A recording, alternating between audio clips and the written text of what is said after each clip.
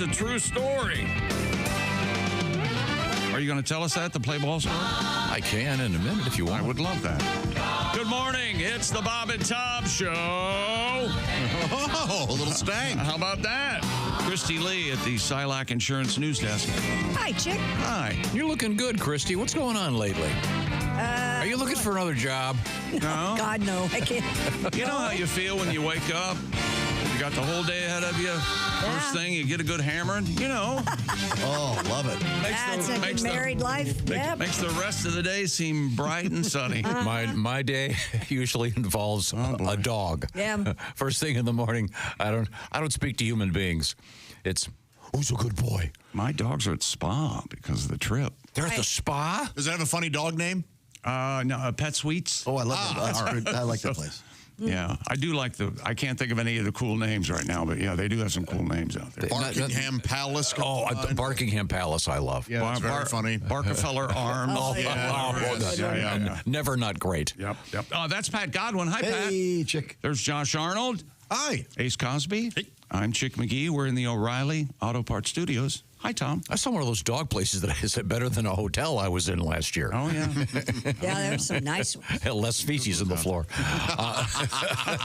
that right? Yeah, some of these places. Isn't today National Love Your Pet Day? It is? Yeah, I believe so. Really? Well, for me, it's every day. Every day. Ace has got the lowdown on this stuff. My dogs looked at me this morning. I got up and they're like, I ain't going out. So a little extra spoiling of the pets today. Yeah. Oh, that's Well, good. How about that? Christy spoiled my pet with a little gift. Oh, how did he like it? He loves it. Did he? Yeah, Oh, thank good. you. Have you announced to the world that you have a brand new dog? Yeah, we've been saying it on the air for 3 days. What's his name? Cranky? What is it? Brody. Brody. So I sent Brody a snuggle puppy. I don't know if you were familiar very with the nice. snuggle puppy, but it's a little stuffed animal, and it comes with a little beating heart. You put it in, you turn it on, and you stick it in the puppy Like feels they like have, like they have for babies. exactly. And it makes them calm and helps them sleep That through the seems night. totally appropriate somehow. They're wonderful. Very sweet. And this isn't something that he can chew up and swallow, right? Well, he Yeah, I could, know. but No, he's not a chewer yet. Yeah, give him time. I had one of those dogs that I went through 2 or 3 of the tough skin toys, and she still I have 2 of those still. to this day. just would Be devastate. very careful. toys. Avoid, for Oh, yeah. example, the nylabone. Oh, yeah. I had one removed from a dog for several $1,000s that they I swallowed. like the yak milk bars that I get. They seem to love those. Yeah, just be very careful that it's something digestible and something that you don't have to be standing there right next to them in case they decide to swallow. Is there? Josh, are you boarding Gravy, your cat? Are you? No. She's They have an area at Board Cats where my girls go. Yeah. right. Oh, mine right. too. Priority boarding, where they have their own little boarding area. You walk in and you're in gate 1. So cute. So they have a cat place and a dog place in the same place? Yeah, but the cats are in the front of the building, They and then keep the them dogs are all in the separate so back. he Kitty's in the front. And Yeah. The dog's in the middle. So they go through Separate this. people, Tom. That is the style. There's the song goes. Yep. Thank you very much. Speaking of that, Oh, is sorry. there an equivalent of catnip for dogs? I don't think there is. Is there? Because catnip really does do something Marijuana. to cats, right? It does. Yeah. Yeah, it does. Or blowing smoke in their faces. Yeah. Or, Don't let's do give that. the dog a beer. Yeah. Don't encourage that, Christy. Of course not. God, I would never do that. You see someone doing that, send them to Gitmo, please. Has Gravy had catnip, Josh? Yeah, man. Yeah. Goes crazy? She does. She really. Plenty. Yeah, she really likes it a lot. Is there an equivalent for people for that?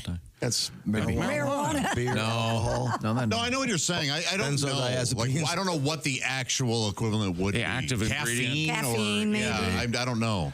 I stopped by a store when I was on my little vacation last week, and did I send you guys the picture of the candy cigarettes? Yeah. Yeah. I couldn't believe That was in a store? it was at a candy store. As far as the eye can see. And I'm not Candy cigarettes. you don't know, but I'm not a candy person. I don't really eat candy. And you don't eat store-bought pastries. Nope. I don't. No, I don't. Candy. But so I'm in this candy store, and this is one of those places where they make the candy right there. Candy-o. And they had a chocolate with that salt. What is that called? Salted caramel? Salted caramel coated in chocolate, and I bought one. And if I could live on just those, Pretty strong. I'm in. Yeah. They were the most delicious thing I've eaten all year, even though it's early in the year. But they also had a big rack of different types of candy cigarettes. I thought those were kind of like outlawed or something. Yeah. I'm glad they're not. That's right. This is America. Did you buy any to bring back for the show? No, I took a photograph of the. That's one of those things that we had. It didn't do us no harm. The big bubble gum cigars, remember those? Yeah. We came out good. They still have those because they pass those out, I know, for having a new baby. The problem with those, though, is they're pink and blue because of the baby thing. I want a very realistic looking Brown. That'd be hilarious. Chomping on a cigar. a little 4-year-old. That's funny. Jonah Jameson. Now, are they making Parker. Are they making candy vape things yet? Well, those are candy flavored enough, some right? of them are. Oh, yeah. It's like peppermint and spearmint and all wild. Apple cinnamon. Blueberry and- muffin. Yeah, right. Yeah, I was talking to a White Castle. medical person about vaping the other day and some of the concerns about metal going into your lungs. But that's another topic for I know a another guy, time. He started vaping right when they came out, and he's fine. His He's lungs are fine, fine. and the gills behind his ears are fine. They are? Yeah. Okay, how long can he stay underwater? Right. About 45 minutes. That'd be kind of cool. Vaping doesn't have the coolness that No, it doesn't. the cigarettes use. I was on a chairlift. Sorry, I know it's pretentious. I was on a chairlift with a guy the entire snooty. time, sucking on a vape the entire. Do you have to share the chairlift with people when you go there? Or Yeah, of can you- course. Yeah, I don't know if I like that. Yeah, I can't wouldn't you like just that. make it known that this is my chairlift and give me a minute? I have leave a me lift alone? ticket. That's my chair. Right. And this lift ticket was what, $9,000 an hour? So why Oh, can't now you're getting close. Yeah, why can't I have my own chairlift? No, you can't. People chatty in the lift. It depends. Sometimes it's fun. I'm not Are right with people this. chatty? He's chatty. No, although I mean sometimes it's really a small world. You'll find among now that something Among I've got to turn off snooty? the pretentious meter. Yeah. No, but I mean we got on a chairlift and the lady next to me said something. We got talking and Have you ever noticed what the poor are That was doing this Cher. weekend? she said she was an amazing person. She Eating was sandwiches. she was she was a first responder. Sandwiches before 11? My She was a God. really amazing person. Worked with fire departments all sure over. she was. In any event, Yeah, I the- can say anything to strangers. it turned out that I said, "Oh, she's from North Carolina. Oh, my daughter goes to camp there." I told a guy once I'm designed Mount Rushmore. Did you know that? This was actually an interesting story before Chick ruined it. So I'll it talk to again. you, Christy. Yeah, I'm listening. Your daughter goes to I camp told in a North guy I Carolina. invented the top. The top, the spinning top, or the Yes. one that you wear? I'm not telling the story now. Oh, come on. Don't be like that. Guys, we won. Please. Oh, I feel bad for him now. I feel nothing. Tell us about the camp and See, the lift. come on, and you don't met see Cher. Josh, none of this can relate to you because you have no soul. Madonna was there and Sean I Penn. Come feel on. nothing. not telling you. Have you seen Madonna lately? She's unrecognizable. I saw a picture of her yesterday on how your internet comes at you. Yeah. Her eyes are where the top of my hairline is. You know what they say? It's not. One more facelift, she's going to have a goatee. It's not. Not She her. still has that 70s And bush. she's all cheekbone. Yeah, whatever. Isn't she going on Each his own. Isn't she going on the big tour? Again? Hasn't everybody seen her? What would happen if Everybody's seen her name. too, but it's still popular. Seen her name, got it. it got back to her that we're selling tickets? But Madonna, Happened to J-Lo. Madonna, nobody's buying tickets. Yeah. What would she do? I think she'd sell out. Yeah, probably. When people go see her. J-Lo just won a Razzie for Best Actress. Well, Razzie's Well, I'm not- sorry, she's nominated for Best Oh, Actress. okay. She was devastated to learn bet. Razzie. I saw a picture of her yesterday. J-Lo? Yeah, I was in the dictionary and looking under C's. I got toward the end, and there's her picture. Celebrity? Oh, No, no A little wonder. farther down. Try another vowel. Cosmopolitan Beauty? Coming up, we have an interesting story about a burglary. Yeah, I think you'll find interesting. Burglaries in sports is the topic. But speaking of that I sort of saw thing. that, yeah. And the country chili, where you have to wear a jacket. Yeah. Because did, it's did you see the picture of those chilly. jackasses? Oh, yeah. Grinning and holding the goods. That's no surprise at all. Yeah, to me, straight to Gitmo. Everybody. 10 years of forced sodomy against your will. There you go. Thanks for coming to our country. Okay, now speaking of Simply There Safe, is a thing as a relaxed sodomy. Okay. Yes. After all. Some might say that's better. yeah, after a while, get your feet set there. Hey, pal. let me tell you about Simply Safe. Design it yourself, do it yourself if you'd like. Simply Safe can install it for you, but you can install it. Are you handy? I am. That tells you how easy it is to do. I installed my Simply Safe system at the compound, and you can too. And plus, Simply Safe marches on. Traditional security systems only take action after somebody's already broken into your home, and that's too late. Simply Safe has brand new Active Guard outdoor protection. Helps prevent break-ins before they happen. Simply Safe has AI-powered cameras backed by live professional monitoring agents that monitor your property and detect suspicious activity. And when they see someone lurking around or acting suspicious, agents see and can talk to them in real time. They can turn on spotlights, even contact the police, all before said lurker has a chance to get in your house. No long-term contracts with Simply Safe, and monitoring plans start at around $1 a day. 60-day satisfaction guaranteed or your money back. And Simply Safe, of course, named Best Home Security System by U.S. News and World Report for 5 years in a row. Visit simplysafetom.com to claim 50% off a new system with a professional monitoring plan. And your first month is free. That's simplysafetom.com. There's no safe like Simply Safe. Thank you very much, Chick McGee. Coming up, your letters. Yes, we loved hearing from you. Just send it to them. Send it to us, I should say, Bob and Tom at bobandtom.com. We are in the O'Reilly Auto Parts studios. This is the Bob and Tom Show.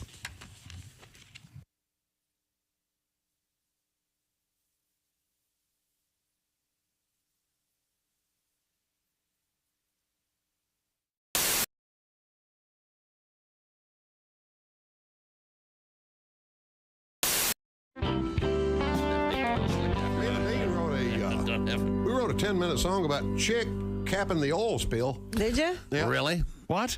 Anybody want to hear this? Yeah. What now? I don't. No, I'm puzzled. Chick McGee capping the oil spill. Yeah, we just thought up a stupid little song. The problem is you got to get somebody to be able to go down that deep. Right. It's humanly impossible I've been down for somebody 80 to do that. I've been down 80 feet. So the first part of the song has to do with getting chicks' blood pressure down enough to where we can get him down. Gosh, yeah. My impending death. This is hilarious. Go. There we go. Yeah. This may not be funny. I don't know. Well, that's all right. So You far, couldn't measure chick's blood pressure. It was 20/10 or less. Chick had been married about 13 times. He'd fought the IRS. Chick was immune to pressure. His heart would barely beat. And the question was, could Chick McGee go down 5,000 feet? I don't know. All right. Get my bearings. Fair enough. Chick Scuba died for sucking treasure and sold the gold he'd found. And one day Chick bought a submarine. He could take it a mile down. Wasn't any telling how far down Chick would dive. Would it go down to the bottom, and would Chick still survive? Christy, don't move the paper while I'm saying. I was trying to help. Could Chick cap off an oil spell? We'd have to oil spell. Can I do that oil again? spill. Could Chick cap off an oil spill? We'd have to wait and see. He'd pump gas at a Chevron, and Chick despise BP. Now you can hurry him. Wouldn't want to do it quicker. Chick would pump gas at a Chevron, and Chick despised BP because the BP station had a guy with a mullet and an Aussie satin coat who'd stand in the road and yelling at cars trying to sell some stupid boat. that guy. Donnie Baker, yeah. Chick stopped the spill in about 10 minutes and came back up for air. Then he closed the hatch down one more time and drove it back down there. And Chick mooned Donnie Baker on the BP camera a mile down at sea. And Barack Obama, that's what's known as audacity. So don't tell me about audacity. Let's find somebody who can whip the ass of somebody at BP. Don't tell me about audacity. Yeah, show me a man that's smart and gracious, a man that's sort of spacious. The man who defines audacious. Chick McGee.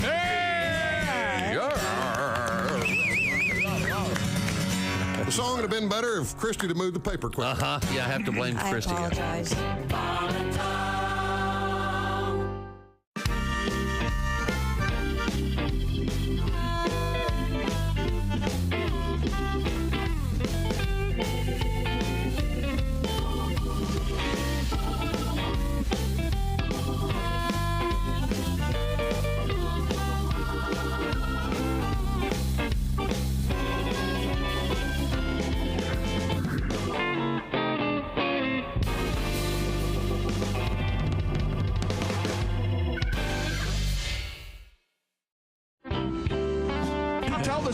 again, and I always Which love one? the story about when you and Cheryl were playing, and the day that you finally, the day that she quit playing one-on-one against you.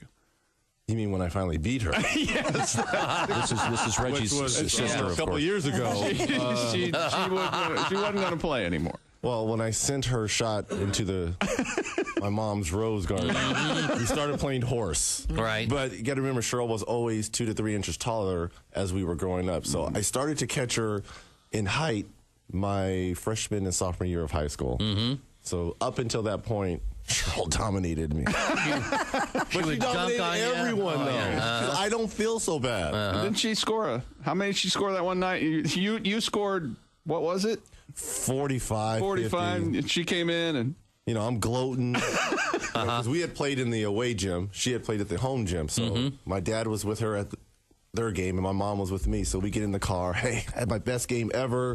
40, 45 points. Strider started. Strider, what did you do tonight? And she looked at my dad and kind of looked down.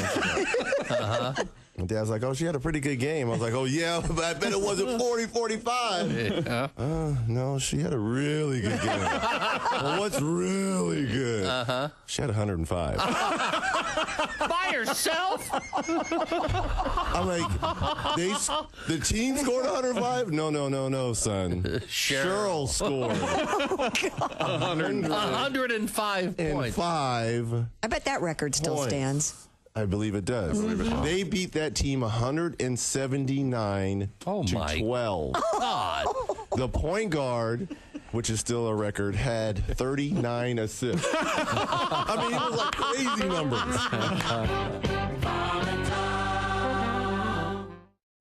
Hi, this is Chick McGee from the Bob and Tom Show. Thanks for watching this morning's show.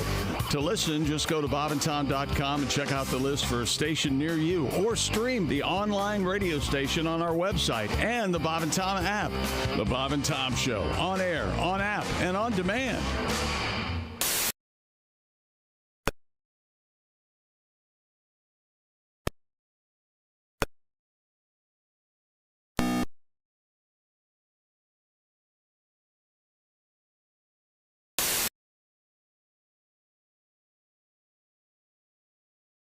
He's got some songs he's going to crank up for us. Oh, yes.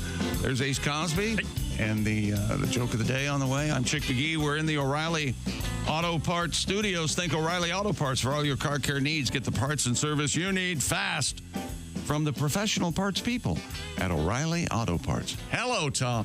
Hello, Chick McGee. We got a big day today and a big day tomorrow. I'm very excited about all that stuff. But Big travel day. I am too. Big travel day. I got 2 words for you today for our travel to Iowa. Gumball Rally. Here's what we do. Okay. All right. We don't have to, we just start times. Okay, we get the stopwatch, and as we go out that time, and then we get timed at the end, we don't have to actually race each other down the highway because that would be dangerous. Yeah. But Aren't you in an electric car though? I'm not. No, Oh, you're are you not. driving your car? I'm taking the old Boy, it's like- I take chicks away. Well, advantage, he's right? got my rig. He's Yeah. got a car like Chick's. And yeah, but I got brand new tires yesterday, so Fell look for that out. scam, did you? Okay. 20. They sold you tires. If Mark Adams told you. If Mark Adams told you, Apparently, my particular vehicle, if you drive I it don't- aggressively, it eats up the tires. Well, you do drive aggressively. you know what, though? You know what? Hang on a second. Mark Adams is my hero. He is. He knows exactly what he's doing. Yep. And he's somewhere laughing with friends He's of his. messing with them. Going, I talked Tom into buying tires, and guess what? He bought tires. He did. How many miles did he have on the car? I don't know, 3,000. He went ahead and bought it. Well, Tom used to draw on his car, nasty stuff, so he's getting them back. I'm Ubering, so I don't know what kind of car. Now that's cool. Yeah. If you're Ubering, hope you don't get that one guy that drove me into work a couple times.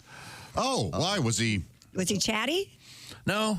I got the worst. May or may not have been an odor issue. I don't know. I got the worst Uber of my life, and I'd been airsick, oddly. And I'm never airsick, but I think I'm pregnant. Anyway, I get off the plane, get on the Uber, and this guy could not keep a steady speed. Oh, I yeah. hate that. Instead of like 65, 65, he'd go 65, 61, 63, 65. Yeah, boy. And you almost rock back and forth. Yeah. It's so pronounced. Oh, I was so sick. I'd rather have, I guess I'd rather have that than some sort of foreign flatulence. I'm not sure exactly what was going on there. Foreign flatulence. I'm not sure what happens if you eat too many cats. I don't know what. They opened for 9 Inch Nails once, foreign flatulence. Yeah. Okay, I got a couple answers for you. Are these Do we have letters? questions? Letters in letter form. Time now for letters. In letter form. From stuff that used to be telegrams, but now they're letters. Before that, they were smoke signals. Here's Tom with the first letter. Tom? I love it in movies when they read the old telegrams. I love it in the movies where they actually try to make you believe that some guy can read the smoke signals. Oh, Have you yeah. seen that? yeah. Oh, Yes. Comanche are attacking at 3 o'clock. You got that out of the smoke, did you? All right. Oh, I'm sorry. 3:15. Well, wait a second. Hold on. That was an Oxford comma. Hold on. Yeah, right. and the cavalry. This comes to us from a deputy sheriff from wherever he is. Yeah. We'll put it that way. All right. A deputy sheriff. We'll just call him Deputy Jay. sheriff. Jay. We'll call him. What is he, Jay. witness protection? What are you doing? Now, this involves the story we had yesterday that I thought was great about the air cannons that these guys were caught shooting drugs into And trying to shoot him into the prison. trying to shoot him into the prison. Yeah. The length, longer than the length of a football Yeah, field. they really went to some trouble.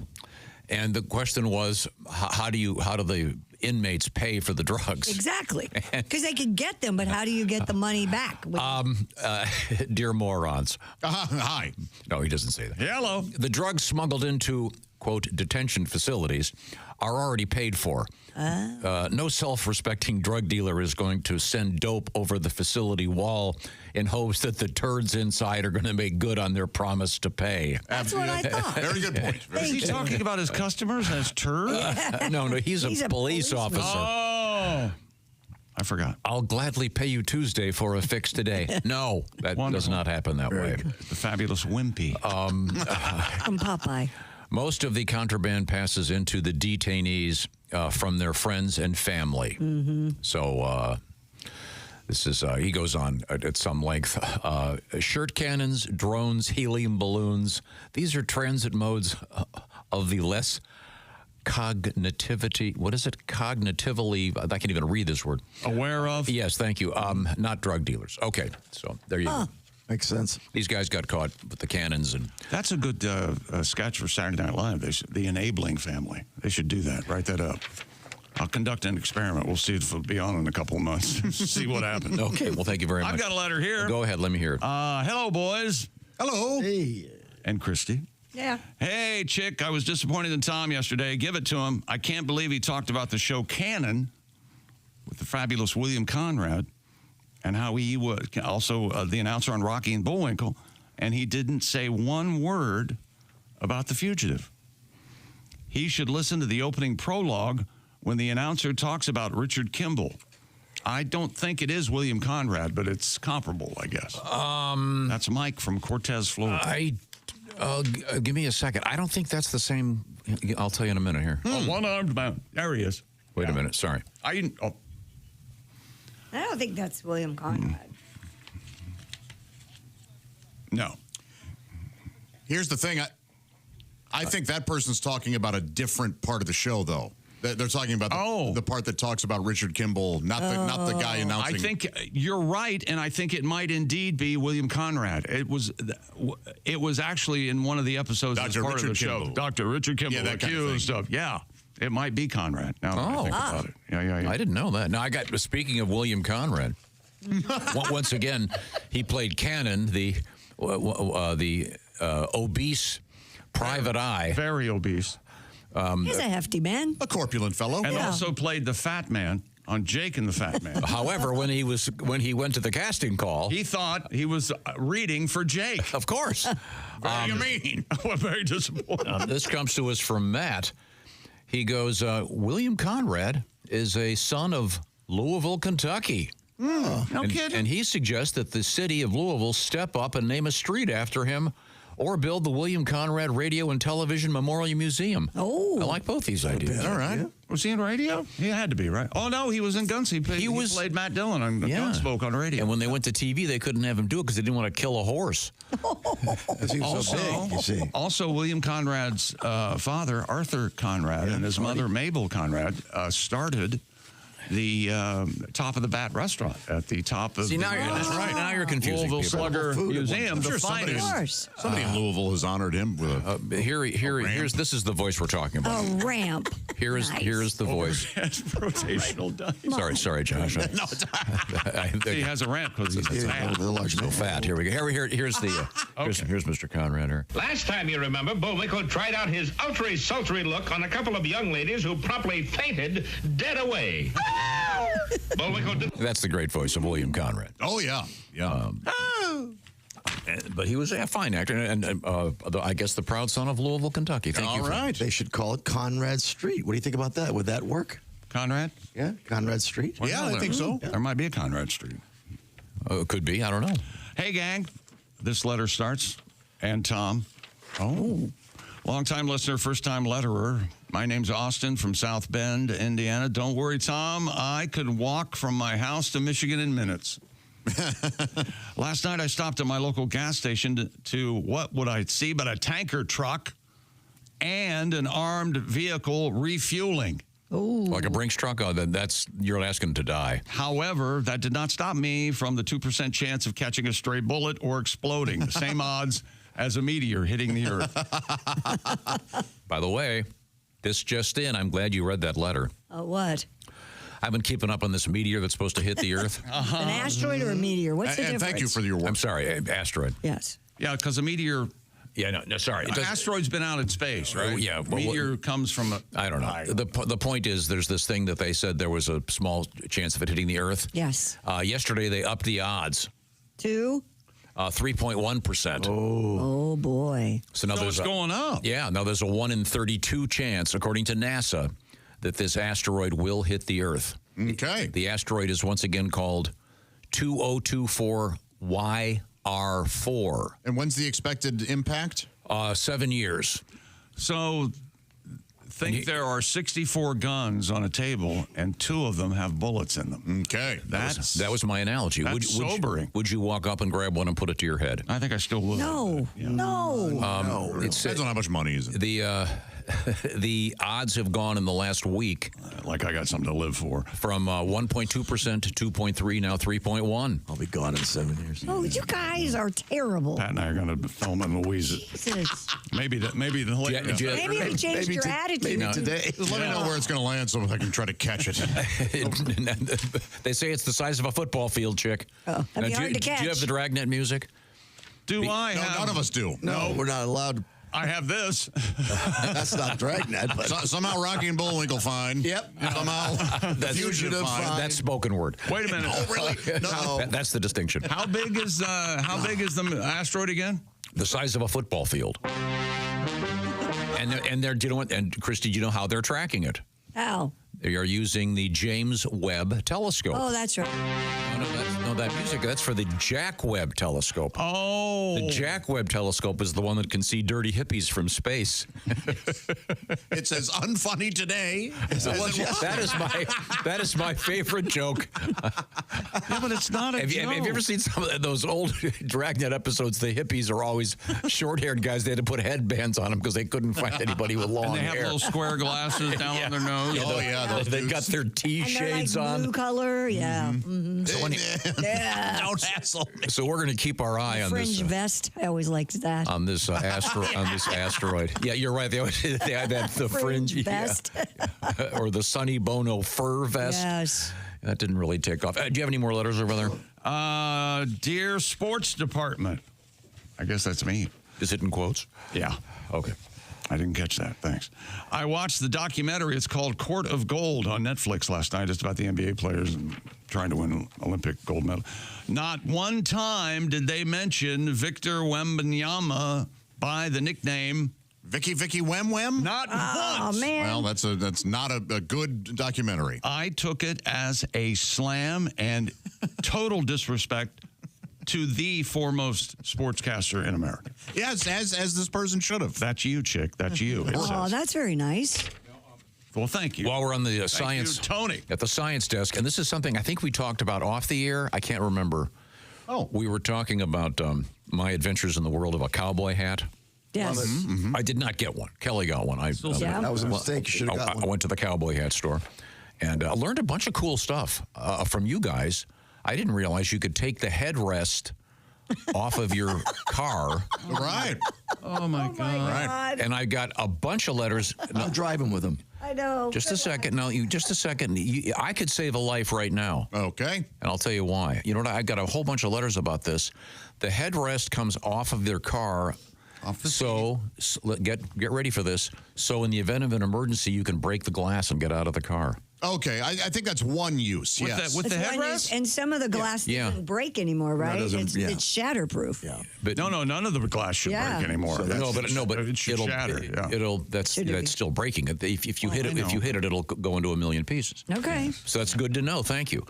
We were discussing the name of someone who makes hats is a milliner, but this guy Josh found out. I think, did you tell me this off the air? I did, yeah. The distinction. Do you want to go over it again? Yeah, sure. A milliner is he makes fashionable hats for the most part for women, whereas a hatter will make hats for men and women of a more practical nature. And then you also mentioned this. This guy said, I did a deep dive into the meaning of Mad Hatter. Oh, sure. Yeah. And haberdashers. It's very sobering. Yeah, haberdashers would dip top hats into mercury to give them form. Oh, make people Yikes. crazy. They would not wear rubber gloves. The mercury would soak into their skin and make them go crazy, thus the term Mad Hatter. Whoa. Well, mad as a hatter is the term, and then, Eventually the character, the Mad Hatter. And then that explains several people that we all know apparently were secretly making hats and dipping their hands in mercury, which made them insane. Anyone know any? Okay, sorry. And then this is to be distinguished from the Mad Shatter. Yes, very which is different. we had in the news recently, who was defecating randomly at people's house. Was that on Broadway? In their front yard. there was a guy, yeah. For 1 week. One of them. Didn't last. Right. Yeah. No, not a show. I have one Now letter. held over, the mad shatter. Oh, yes. No one will be seated during the There second was a act. guy on Broadway. Yeah, right. Remember? Hey, guys in Christie, this is from Ashley. I was in a meeting with a vendor this week. They mentioned one of their manufacturing facilities was in DeLand, Florida. Oh, nice. I am a 39-year-old woman, but I could not keep it to myself. I made eye contact with one of the salesmen. With a smirk on my face, he asked, "What's wrong?" And I admitted, "I know this might sound weird, but do you know that DeLand is by To see? Thank you very much. I got one laugh, my own. Oh! Thanks for letting me have an awkward moment. Well, thank you, Ashley. Okay, we had a nice story about naked yoga. We have someone who tried it. We'll get to that coming up a little bit later. Okay. And other delights. What's coming up in sports? What's coming up? We got the Lakers last night. Luka, maybe the honeymoon's over already. The NFL salary cap is a number that none of us can really comprehend. And we'll talk about the people who are breaking into sports stars' homes while they're at games. It's some sort of organized crime unit. It's international, isn't it? Chile, and it's happening in soccer and basketball all over the world. Yeah, Plus a song from Mr. Pat Godwin. Yay. No kidding. And clever asides from me. Oh, yeah. How about that? Nice. And I'll warn everybody that we're going to be in Iowa tomorrow morning at this time, broadcasting from the Riverside Casino and Resort. We're taking a stack of posters, a whole bunch of T-shirts, and I thought you were going to say a stack of people with us. We are taking us kind of a stack of people. Group, boy. And we're selling the T-shirts as a benefit project. We're giving the money away. And the poster's free with my weird picture on it. The money's going to go to the Stead Family Hospital. So this is fun.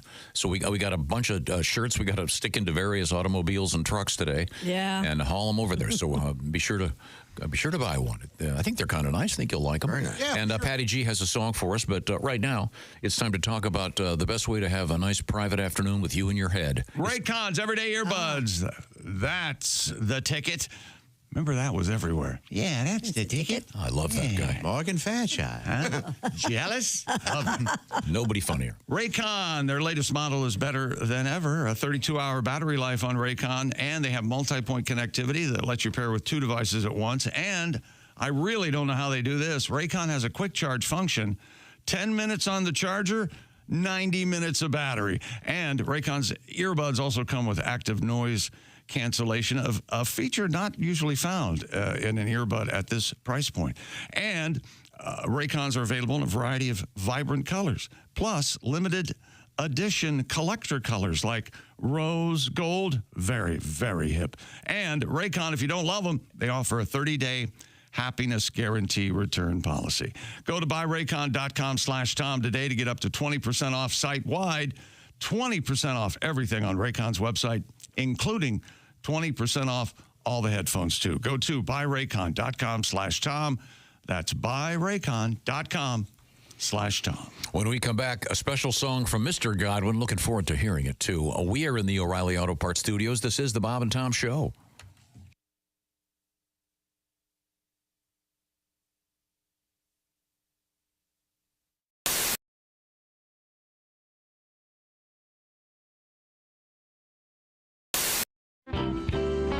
Oh, definitely. Yeah, that gives you the... Oh, yeah. So you can't see the outline. Yeah, with jeans, it definitely gives you the J-Lo butt. Yeah, if that's what you want. Yeah, baby's got back. Yeah, now, Chick McGee has tried on a pair of these, and Chick is known for having no buttocks. How much do you want on video? What do you mean? We want it all, baby. Money shot. Like that? Oh, there we go. There we go. That's what I like. Let's get Christy in there. Oh yeah. There's almost no difference. I mean, right here.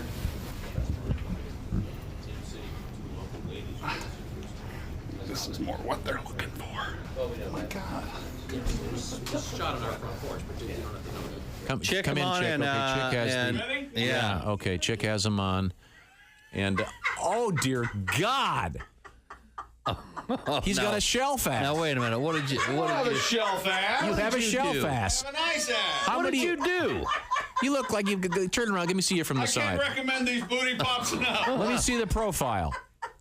Oh, my God. You got a basketball in your ass. What's going on? No, that is not just the booty pop. What did you do? What did you put back there? I got attitude back here, Bob. What I got? You got attitude. You got a shelf ass is what you've got. What did you put in there besides the booty pops? It's a little fluffy pillow. Oh. Well, if that's the look you're going for, yeah. You know what? All the girls will talk about you at the club. Oh yeah. Oh, it makes me want to. It makes me want to do a joke that only 4 of us would get, but we'd never forget the moment. But I can't do it. All right. You know that is well, that's, you got a big shelf really ass a good now. That is a good. It makes you taller. Look at that! It improves your posture. Oh, that's I'm not all hunched over. Oh, that's funny. Oh, it feels like I have a really awful hemorrhoid. Well, it looks like a big awful hemorrhoid. Okay. Oh, I got to get this off. It's really, really hot. I'll bet. Well, you probably weren't supposed to put the extra padding in ass there. is sweating. Got this Lycra. Christy, is your ass really hot right now? No. Because Christy's also wearing the booty pop panties. Is it breathing? But Christy didn't put a pillow inside of hers. I'm just... Yeah, that's they look pretty good, I got to to tell you, Christy. Do they? Yeah, they look very nice. If you're into that sort of thing. Warm. You don't like a big butt? Not that shape, no. Oh. Well, it's not. It doesn't make. It doesn't make your ass look huge. It just gives you more lift in the back there. Mm-hmm. Yeah, it looks a little. It's not making your hips like hips the butt wider. is too high. Oh. You know what I'm saying?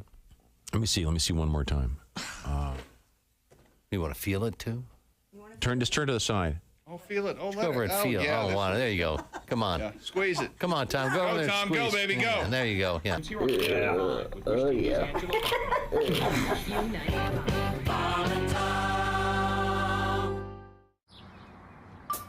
Is that Chick McGee? Why, it sure is. Chick McGee, who knows that an annuity from the folks at Silac Insurance Company means a retirement check in his mailbox every month. Chick works on perfecting his mailbox opening technique. Easy, Mr. McGee. Don't blow that elbow out. Chick isn't quite retired yet. He's just practicing for it. Because one day, Mailbox McGee will be taking his retirement the easy way. SILACINS.com. Silac Insurance Company. Do you wear a thong, Miss Pat? Is you out your damn mind? I have a hard time wiping. What am I gonna put a string back there for? Oh, God. You know what I did just discover? I just discovered the moisture wipes. I had the diaper wipes for grown people. Of course, I used to wipe. Yeah. Oh, they're incredible. It's like a shower in the middle of the day. Yeah. Oh my God, they're so much easier because you know how when you wipe it and the tissue gets stuck. None of that. Everything is smooth. What the hell? I'm talking about wet wipes. We're talking about wet wipes. You use wet wipes? On the baby's ass. I'm an adult. Sorry. You should get them for the adults. They're great, Tom. I just discovered them. They're great for fat people. You're getting a text. Well, anything else you'd like to share with us? I'm going home. I'm going to Goodwill. Okay. To shoplift. All right. Shoplifting at the Goodwill. I'm out.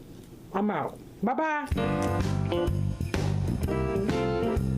Buckeye fans, Ohio State Buckeyes celebrate the victory. If you're still basking in the glow of Ohio State's win and the college football championships, we've got something special just for you. It's a full-sized, officially licensed college football playoff national championship football, priced at just $129.95. Available only at Nyco Sports. Call 800-345-2868 or go online at nycosports.com. That's NIKCO sports.com.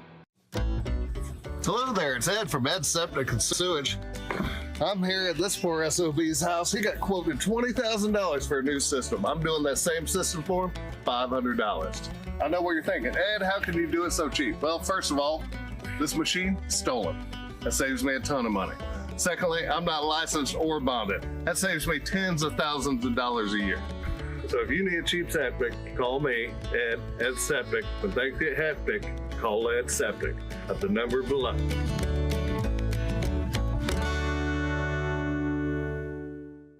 From Ed Septic.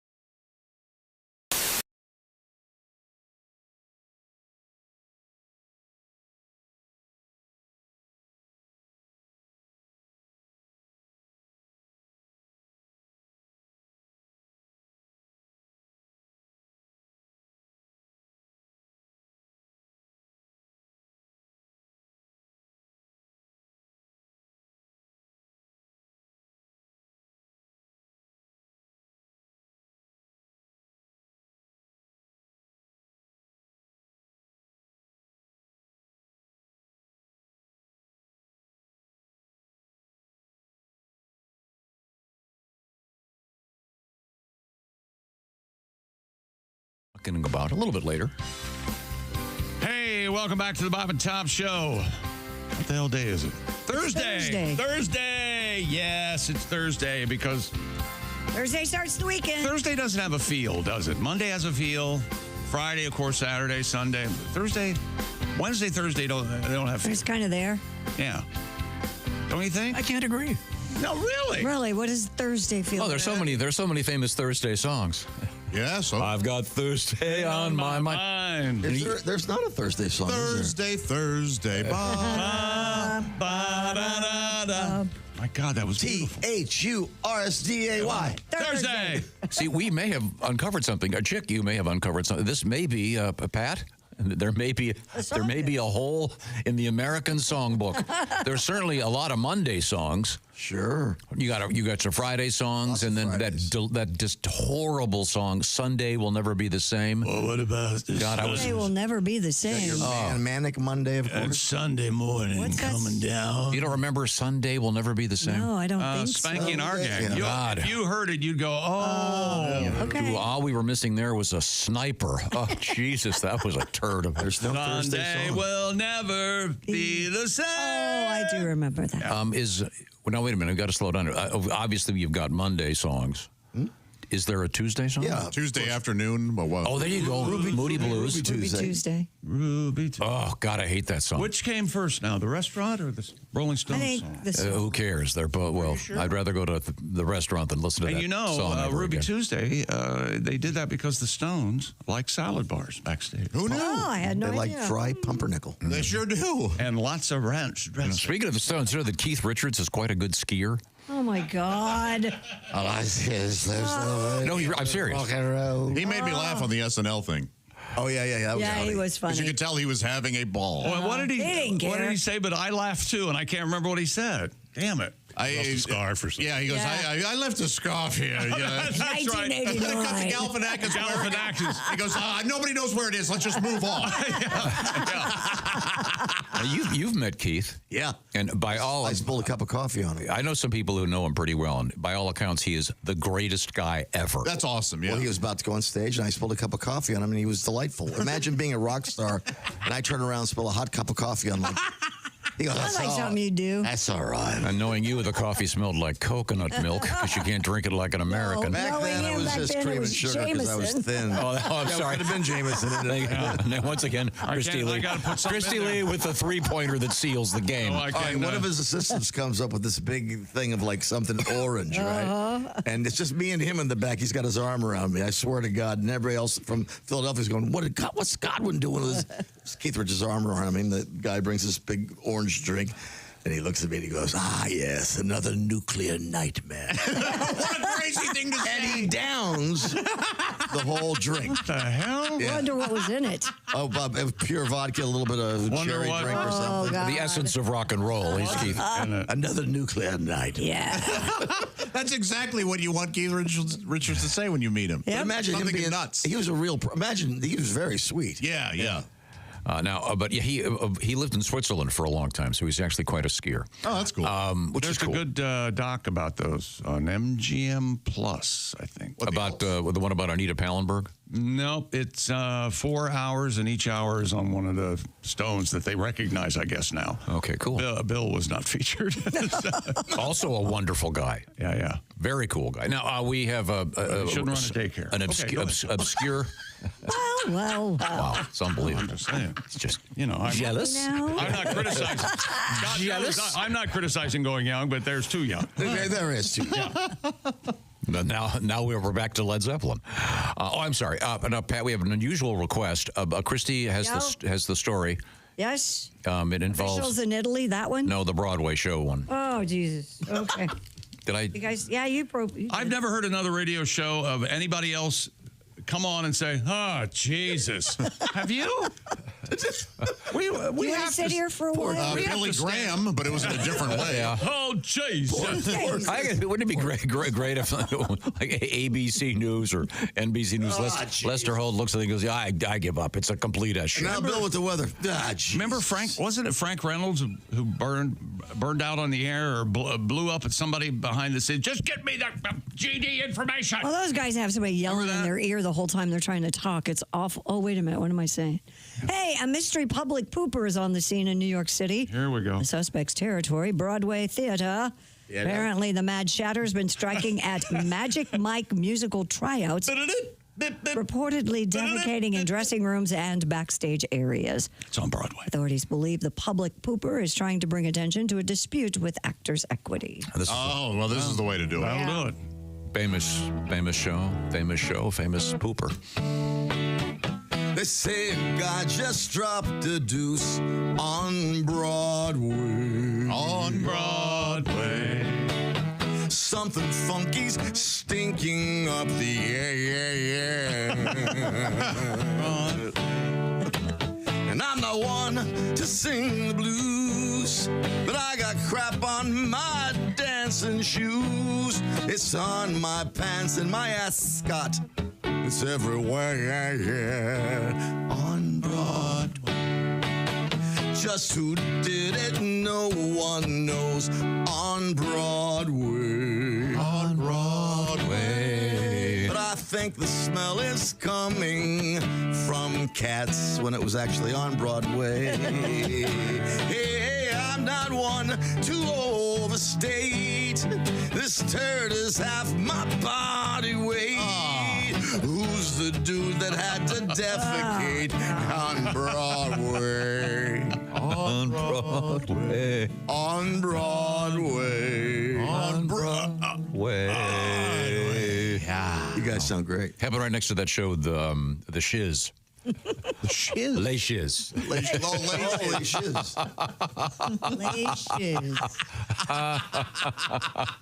Having a good time over there? Might have been the smell of Spider-Man the musical still lingering. No, it's not Spider-Man. We were calling it Spider-Man. It's Spider-Man. Okay, great. Yeah, not Spider-Man. Yeah, Spider-Man. Spider-Man is the accountant from. Is that someone's name, Spider-Man? Spider-Man? Hey, Spider-Man. Why There might be a Spider-Man. What city does the Spider-Man allegedly take place in? Spider-Man? New York. Is it New York City? Yeah, Batman uses Gotham, but I think Spider-Man is in New York City. Yeah. Okay. Now, what's coming up in sports? Oh man, that is a great question. I'm not sure, but first, there we go. Hey, that's a good song. There's Marching on Broadway. band staple. Yes. Oh yeah. Ba, ba, ba, ba, ba. It really lends itself to the marching band. The Lakers had problems last night. Maybe the honeymoon is over between Luka and LeBron James. That's so bright on Broadway. Well, this is a cool version. Greatest. This is the best version ever. Yeah, it's George Benson, isn't it? He's the one who goes. It's a great scat segment where he scats and plays at the same time. I am aware of it. Oh, yes. yeah. Let's see. College basketball's geared up for March Madness. It'll be March soon. And we'll check in with the Florida federal court, and 7 men from Chile have been charged with a burglary ring targeting high-profile sports stars around the world, robbing their homes while they're playing the games. And have you seen? They know where they are. Well, they know who they are. These doofuses put it up on social media. There's a picture of them all grinning, holding the watches, and wearing one of the jerseys. Yeah. Well, I say to put them on a bus to Gitmo. Of course, they'll drown. Well, no loss, real, except for maybe the bus. So many people are recognized for something. That was a damn fine bus. They just want their recognition. They just want people to know how they're doing. That's all. They're going to get recognized, all right. All that fun stuff coming up. Also, we're going to talk with Kevin Cronin, singer, songwriter, REO person. Will you give me $20 to not say, Gary talks with his guitar? You say it every time you go on. I wouldn't do that. Gary's gone. We are in the O'Reilly Auto Parts Studios. This is the Bob and Tom Show.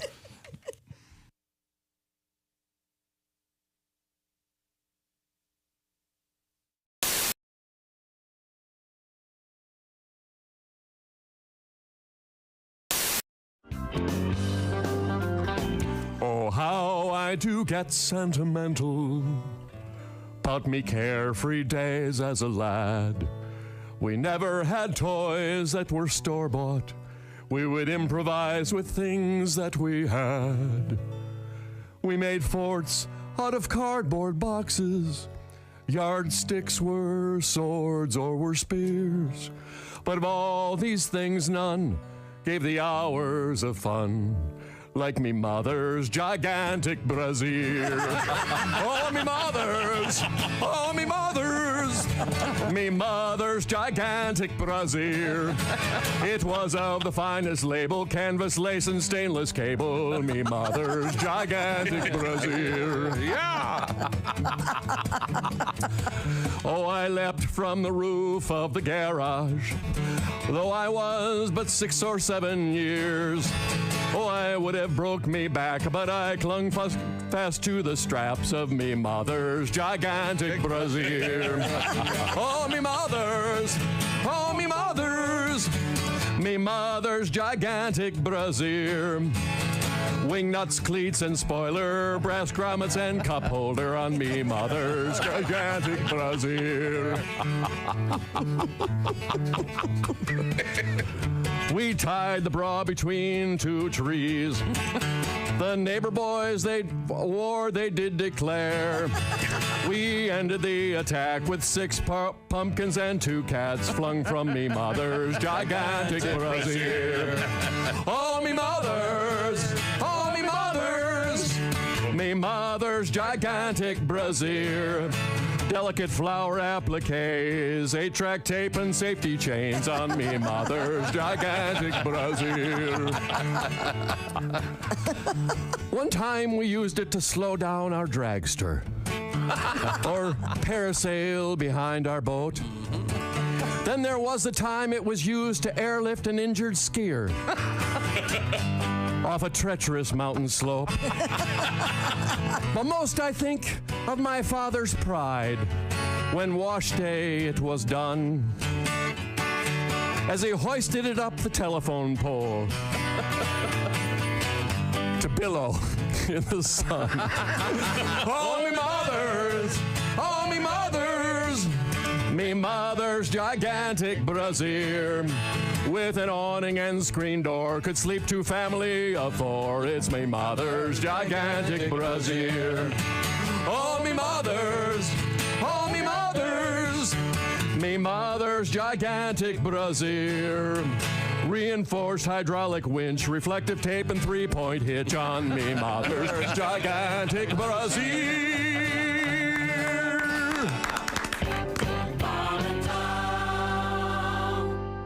Hi, Christy Lee here. How would you like to go on vacation with me? No, seriously. Join me September 28th on a journey through the lovely landscapes of England, Scotland, and Wales with Paulette. We'll travel through the charming countryside and also experience the historic cities of London and Edinburgh. Experience the best of Britain's rolling countryside and bustling cities rich in history and culture. We'll see the iconic landmarks of London. Visit the storybook villages of Oxford, Chester, and Shakespeare's Stratford-upon-Avon. We'll behold regal jewels of Edinburgh's castle and visit the medieval walls of York. This and so much more. The best part? Paulette makes travel easy, including flights, meals, hotels, sightseeing, and local experiences. It's all planned for you. You can just sit back and have the time of your life. Don't miss your chance to see Britain with me. This is going to be a great group and an amazing trip. I already know we're going to have so much fun. Call Colette at 800-581-8942 or visit bobandtom.com to learn more. Don't miss out. Call Colette at 800-581-8942.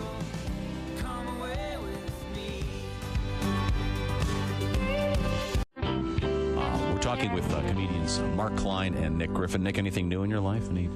Well, no. I mean, I'm just out there, trying to make it work. I think you got to try to enjoy yourself. Obviously, I'm a positive guy, very optimistic. I've noticed that. That's what I like about you. Yes. I feel Is this your New Year's resolution? Yeah, I feel like, 2010's your year. No, I need to be more realistic, and I feel like, you got to enjoy yourself in the moment because, in an hour, a day, a week, it's all going to suck again. Because that's life, right? Good, sucky, sucky, sucky, sucky. You say that in Japan, and you're going to have a great time. It's true. It's just hard adjusting to the sucky part of life because when you first get to Earth, everything's sweet. When you're a baby, everyone's kissing your ass, hugging you, feeding you, and then boom, acne, erections, calculus.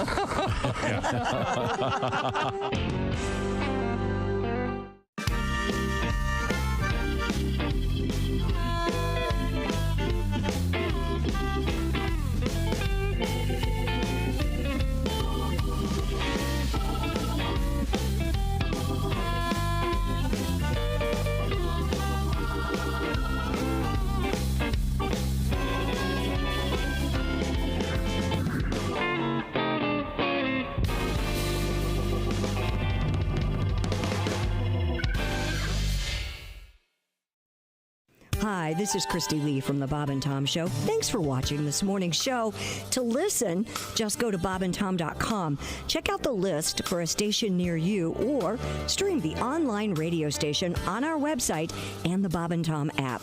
The Bob and Tom Show, on air, on app, and on demand.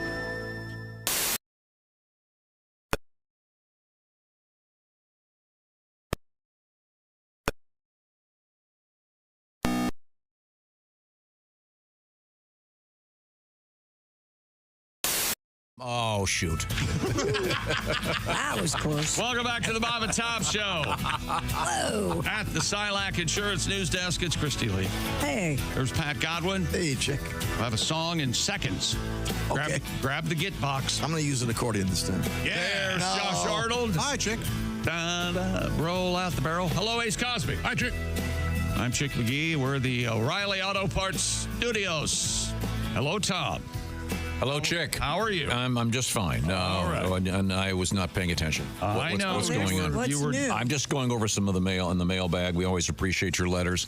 Please, whatever you want to come. Is there more mail? Well, we'll get to it later. More mail. I'm rejecting these. This too. There. Why?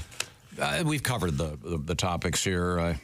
Well, then why bring it up? Okay, I didn't bring it up. I wanted to know why you weren't paying attention when we come back on the radio. We were discussing Neapolitan ice cream. Yes? No, we weren't discussing it. We were seeing how it's made, and that is truly fascinating. Of all the things you think that are fascinating, it comes out of this square tube. Into a box. And they hold the box, it just bangs it right in. All three of the flavors. They put the lid on. It's And yet amazing. they're I have supposed to eat I have all a three couple together. questions. Is it always those three flavors?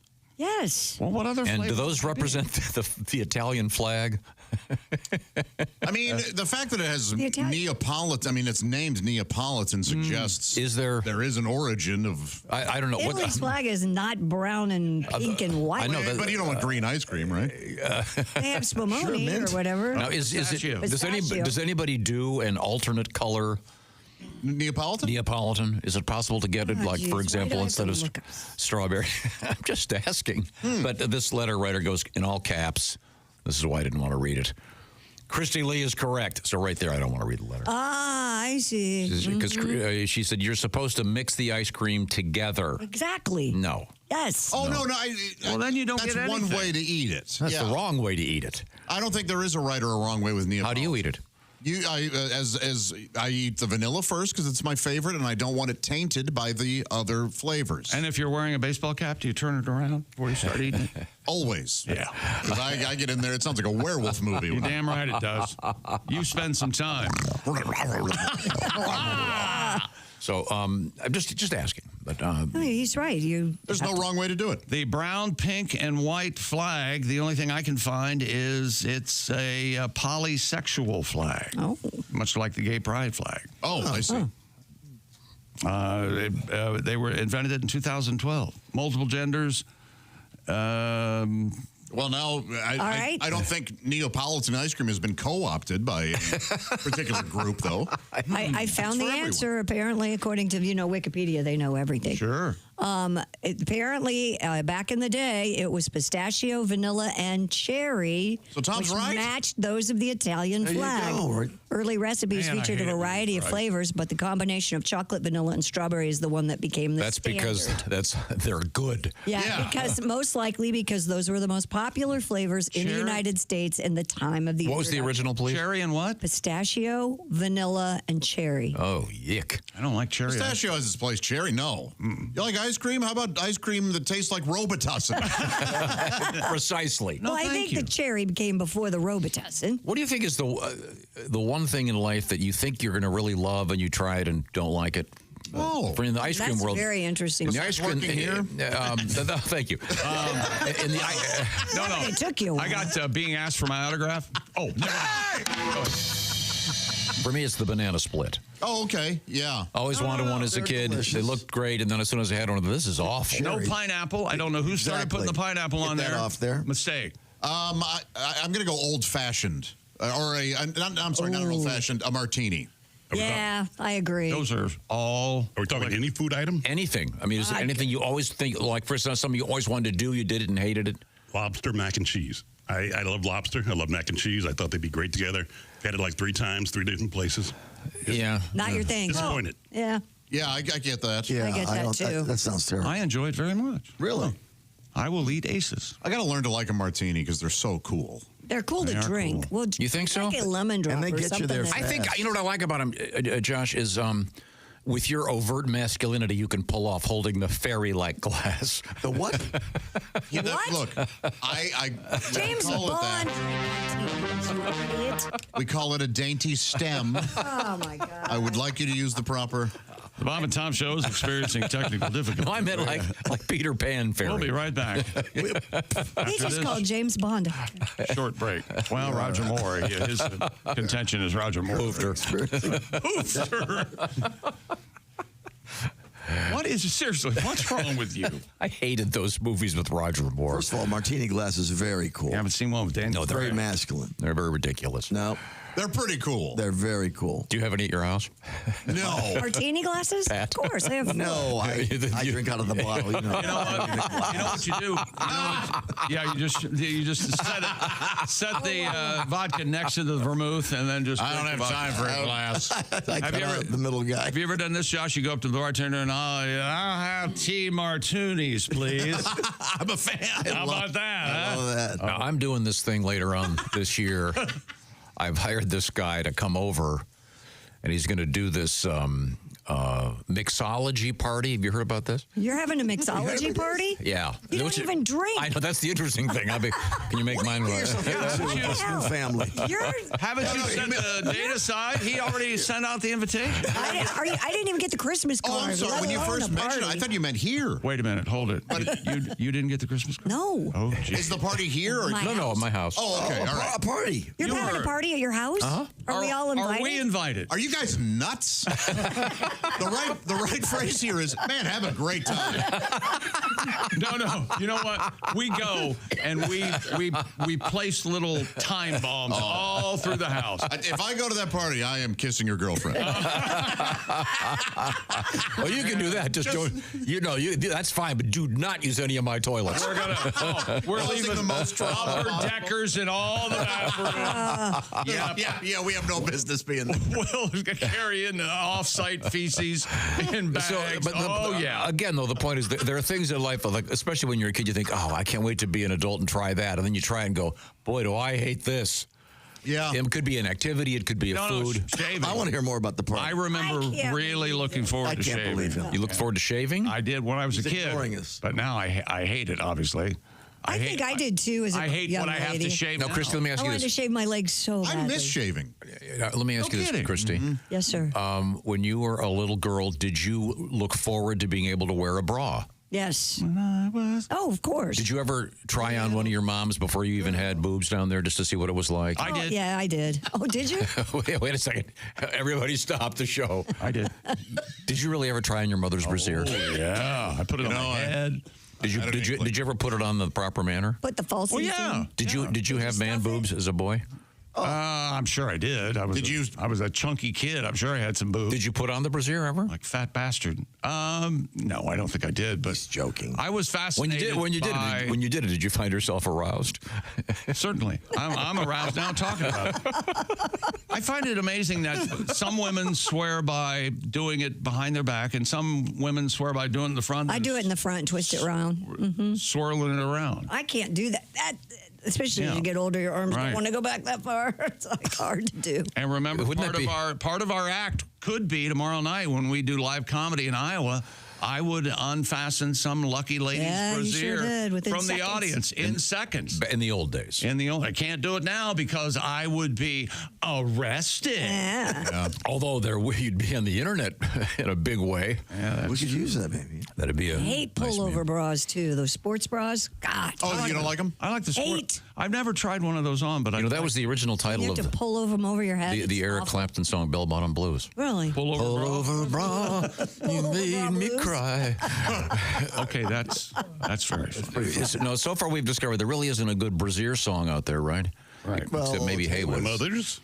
Oh yeah, Haywood's got a good one. But earlier we discussed this. Brenda, put your bra on. That's a great song. that song. Brenda, put your You would bra love that, on. Tom. It's Who a does that? wonderful song. Oh, it's great. Bloodhound Gang? Who does No, that? it's a country song, and it's But really it's funny too. it's really funny. I've never heard that. We'll dig that on. It's great. Earlier in the show, we discovered there are good songs about each day of the week. We say there's not a good Thursday song. Right. I don't think no there is. Thursday. Now there are songs that go through all the days of the week. Like Friday on My Mind, the great song from the Easy Beats, who of course I don't think there's a Wednesday song, is there? Yeah. There's Wednesday morning 3 a.m. by Simon Oh Garfunkel. God, Is that a song or just the title of the record? I don't know. No, I think it is a song. Yeah, I think so. Wednesday morning at 5. Artie, you're too close to the mic. Okay, thank you very much. Now, coming up, There we are have... some Thursday songs, by the way. Really? Yeah. Like what? One of them is from Johnny Mathis. It's called Like a Summer. Oh, that's a different one. Sweet Thursday by Johnny Mathis. Oh. Chances are. A band you guys like, They Might Be Giants, has a song called I Lost Thursday. Harry Nielsen has a song. Johnny Mathis is still out there. I love They Might Be Giants. Thursday, here's why I did not go to work today. Yep, that's a Nilsson song. I love Nilsson. Yeah, most indulgent. Well, I don't know, man. Jump into the fires. Thursday by Morphine. I don't remember that one. It begins and ends with Buena. And Thursday's Child by David Bowie. Thursday's Child by David Bowie. I don't remember any of them. Remember that? Monday's Child. Thursday's Child. Full of face. And Tuesday's Blind Me. Hello, Tom. I was a major, and then I lost my commission on Thursday. The Thin White Duke. One of his many personas. Ziggy Stardust. I love David Bowie. I'm with you, Chris. Love. It's the Thursday dancing in the dark. Thank you. Changes. Now, coming up, we're not going to, well, I'll tell you, we're going to talk with a human being who's alive. Kevin Cronin, lead singer from REO. And we're going to hear that song that Josh was, what's the song you were talking about? Brenda, Put Your Bra On. Brenda, Put Your Bra On. It gets a little salty, so we may have to take our time putting it together. Brenda, Put Your Bra On? I forget the... Haven't you listened to the show lately? It's okay, evidently. Tom, seriously, this is right up your alley. This is a really good song. As long as he doesn't sing in an accent, then we're going to go to the accent police, because nobody has an accent. All right. Well, let's see. Once again, coming up, Reno Collier in the studio with us today, and Kevin Cronin from REO will be our guests. Right now, Reno's here? In the studio? Yeah, that's what I'll get the Febreze. Okay. Reno's here? Yes. Yeah, I know. I'll get the Why did I wear this Febreze. shirt? That's going to be all stinky. So nice. You guys are awful human beings. No, it's... Never mind. Thank you, Mike. Everybody be quiet. The Bob and Tom Show is sponsored by BetterHelp. BetterHelp is all about accessing therapy in a much more, a simpler way, more convenient way. I guess that's the key here. Because with BetterHelp, the therapy is done online. So, among other things, it makes it so that if you've been maybe kind of worried about doing it, you don't want to have to sit down in the same room with someone you don't know and talk to them about deeply personal things.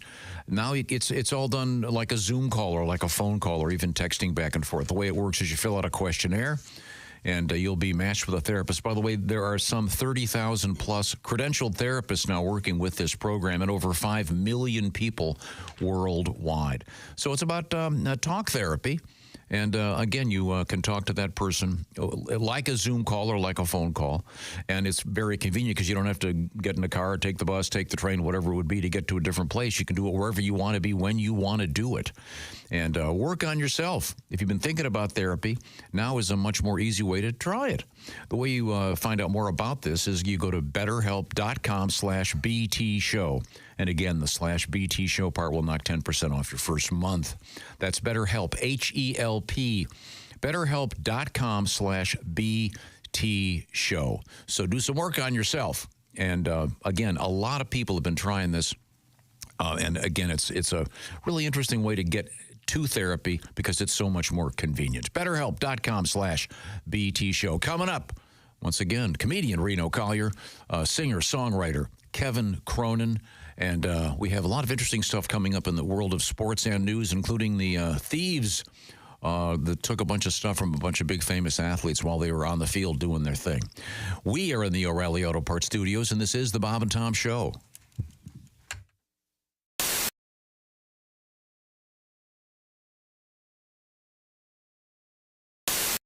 Even the title, Love Actually, and none of it could actually ever...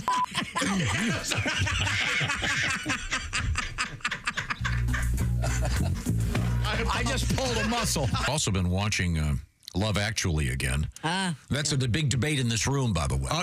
Josh, correct me if I'm wrong, Josh. Josh hates that movie. No, It's Josh flawed. loves it. It's flawed. Yes. It is utter garbage. But it's hard for me to get mad about it. I mean, it makes a lot of people happy. I think you said, I don't care about any of these people. No one is real in that. And that's the... I could go... I really am thinking about doing like an hour and a half podcast about why it is absolutely so bad and why its thesis is a total lie. I like the idea of you. I like the idea of you doing that podcast because that'll take 3 or 4 people to put that together, and they won't be on the roads in my way.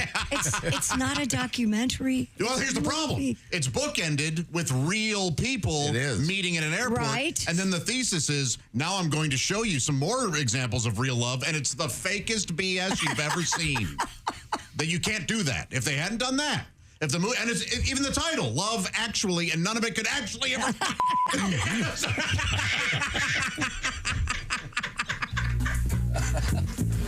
I just pulled a muscle. I am so sorry. We'll be back with more of the Bob and Tom Show.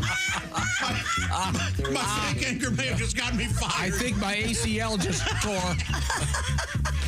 Jason, did I get it in time? Not even in there. If you want me to stay, I'll be around today. What y'all miss this time? Fresh, I think. I'm not sure. I got it all figured out. What's the name of that song? If you want me to stay.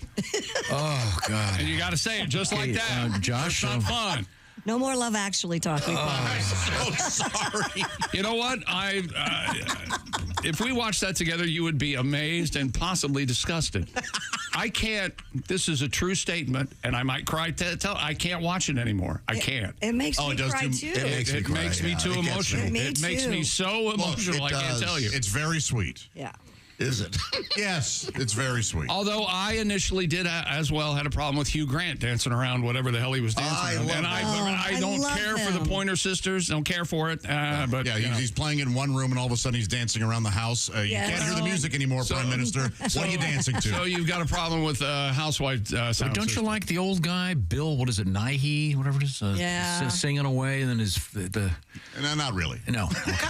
You don't like speakers all throughout the house? That's never that's not what's happening. All right. You don't think 10 Downing has a pretty good speaker system? It's never established in the movie.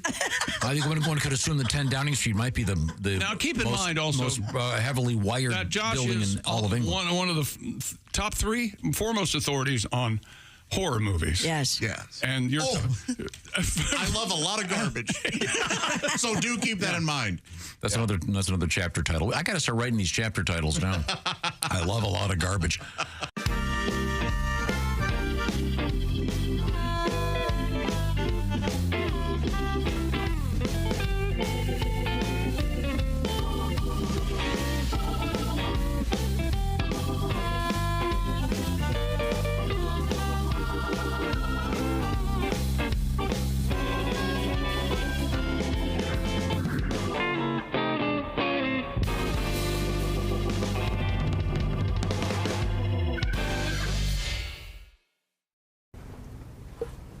Hey, Christy, Hey, chick. you seen the banana video? Who hasn't?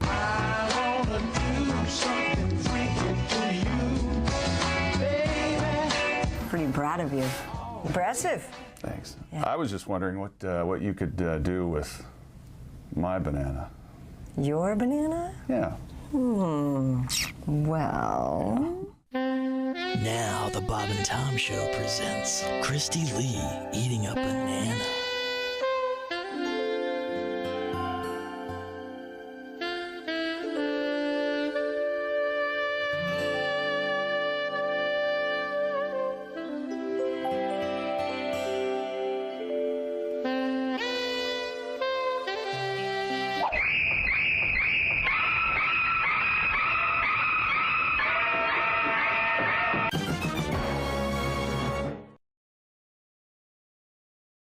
Buckeye fans, Ohio State Buckeyes celebrate the victory. If you're still basking in the glow of Ohio State's win and the college football championships, we've got something special just for you. It's a full-sized, officially licensed college football playoff national championship football, priced at just $129.95. Available only at Nyco Sports. Call 800-345-2868 or go online at nycosports.com. That's NIKCO sports.com.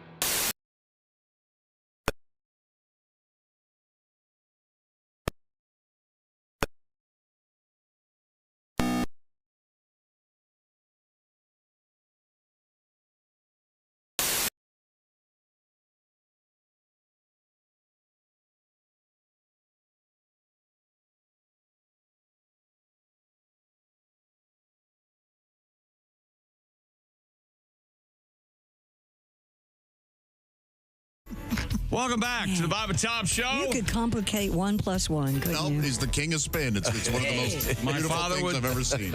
tell me you'd mess up an anvil with a rubber hammer. That's what he'd tell me. Thanks, Pop. Oh, you're Appreciate welcome. it. Welcome back to the Bob and Tom program. Yeah. We come to you from the O'Reilly Auto Parts Studios. Christy Lee is over there at the Silac Insurance News Desk. Wouldn't want to be anywhere else. And let's see. Where would you rather be than right here, right now? A couple. Oh, we had something. I got to. This is brand new. We have the pop-up store. It's going to be up just for a few more days, and you done? The pop-up store. He thinks all that was featuring some cool T-shirts. We got a hoodie here, et cetera, et cetera. A hoodie here, and we have the special charity shirt we're going to be selling tonight. Excuse me, I'm sorry, tomorrow in Iowa. So if you want to see what it looks like, you can buy one in person if you join us tomorrow at the Riverside Casino. And then we've got some other cool stuff on there. So it's the Bob and Tom pop-up store. You'll find it on our website. Also, if you're a listener in the area, if you'd like to have us all over for dinner tonight, just start those faxes coming in. I like. Look at him. We're not going to do that. Nice fried chicken dinner. That'd be great. Oh, yum. Green beans, mashed potatoes. Fast forward to tonight, me and Hanging out with Josh. listeners that love the Me show. and Josh Apple pie. in somebody's hot tub this evening. Oh, yeah. You got any of that chicken left? Chicken!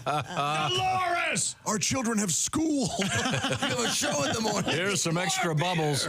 All right.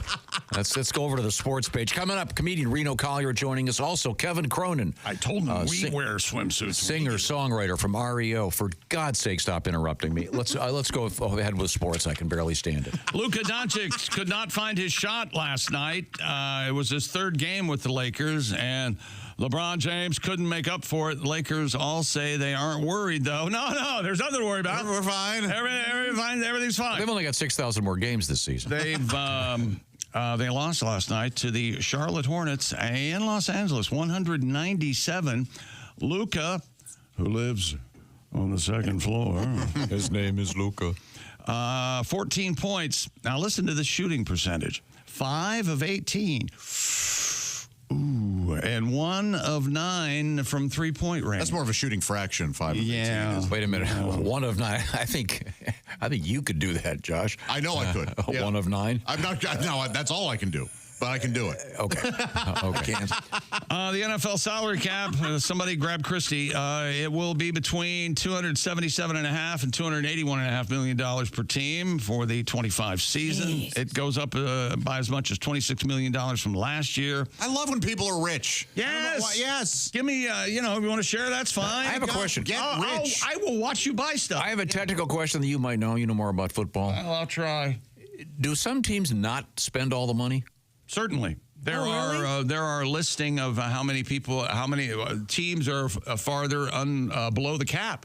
And actually, one of the got some money to spend. The Commanders, they're like $82 million. But I'm saying if you don't spend it on an annual basis, can you spend it the next year? No, you can put it back into the team fund, and you can have a kegger or a really nice Christmas party. Or nice. Oh, it sort of works like a fraternity or sorority. Exactly. You got to spend that money, otherwise you won't get the same Can you give budget. it back to the fans? Cap expenditure. Hey, since we're so mediocre this season, thanks for spending the $5K and the season tickets. Hang on a second. Here's $400. What was that last thing? Give it back to the fans. No, John, of course not. Remember, when does anybody ever give it back? Can you imagine if they did the pricing retroactively based on the quality of the team the previous season? Hey, White Sox fans, by the way, the tickets this year free. Because you really are paying for something you don't know what the quality is going to be. The National Football League came up with the PSL, the personal seat license. Oh. Now, this has been around for, I want to say, decades.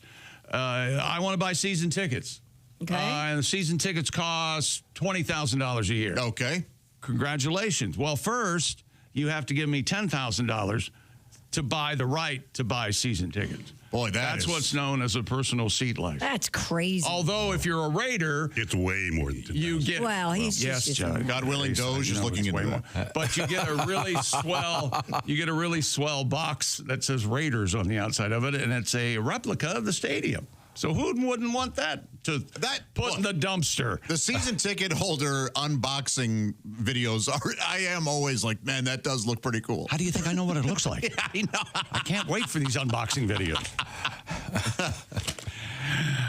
Where were we? Japanese phenom, Roki Sasaki. And once again, it's not too late to call yourself Rocky Sasaki. It isn't. Okay?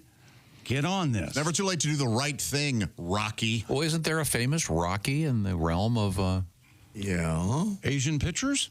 Of Japanese athletes? I don't know. Rocky? I'm sorry, excuse me, Japanese celebrities. Isn't the guy from the, what's the flipper on the table cooking thing guy's name?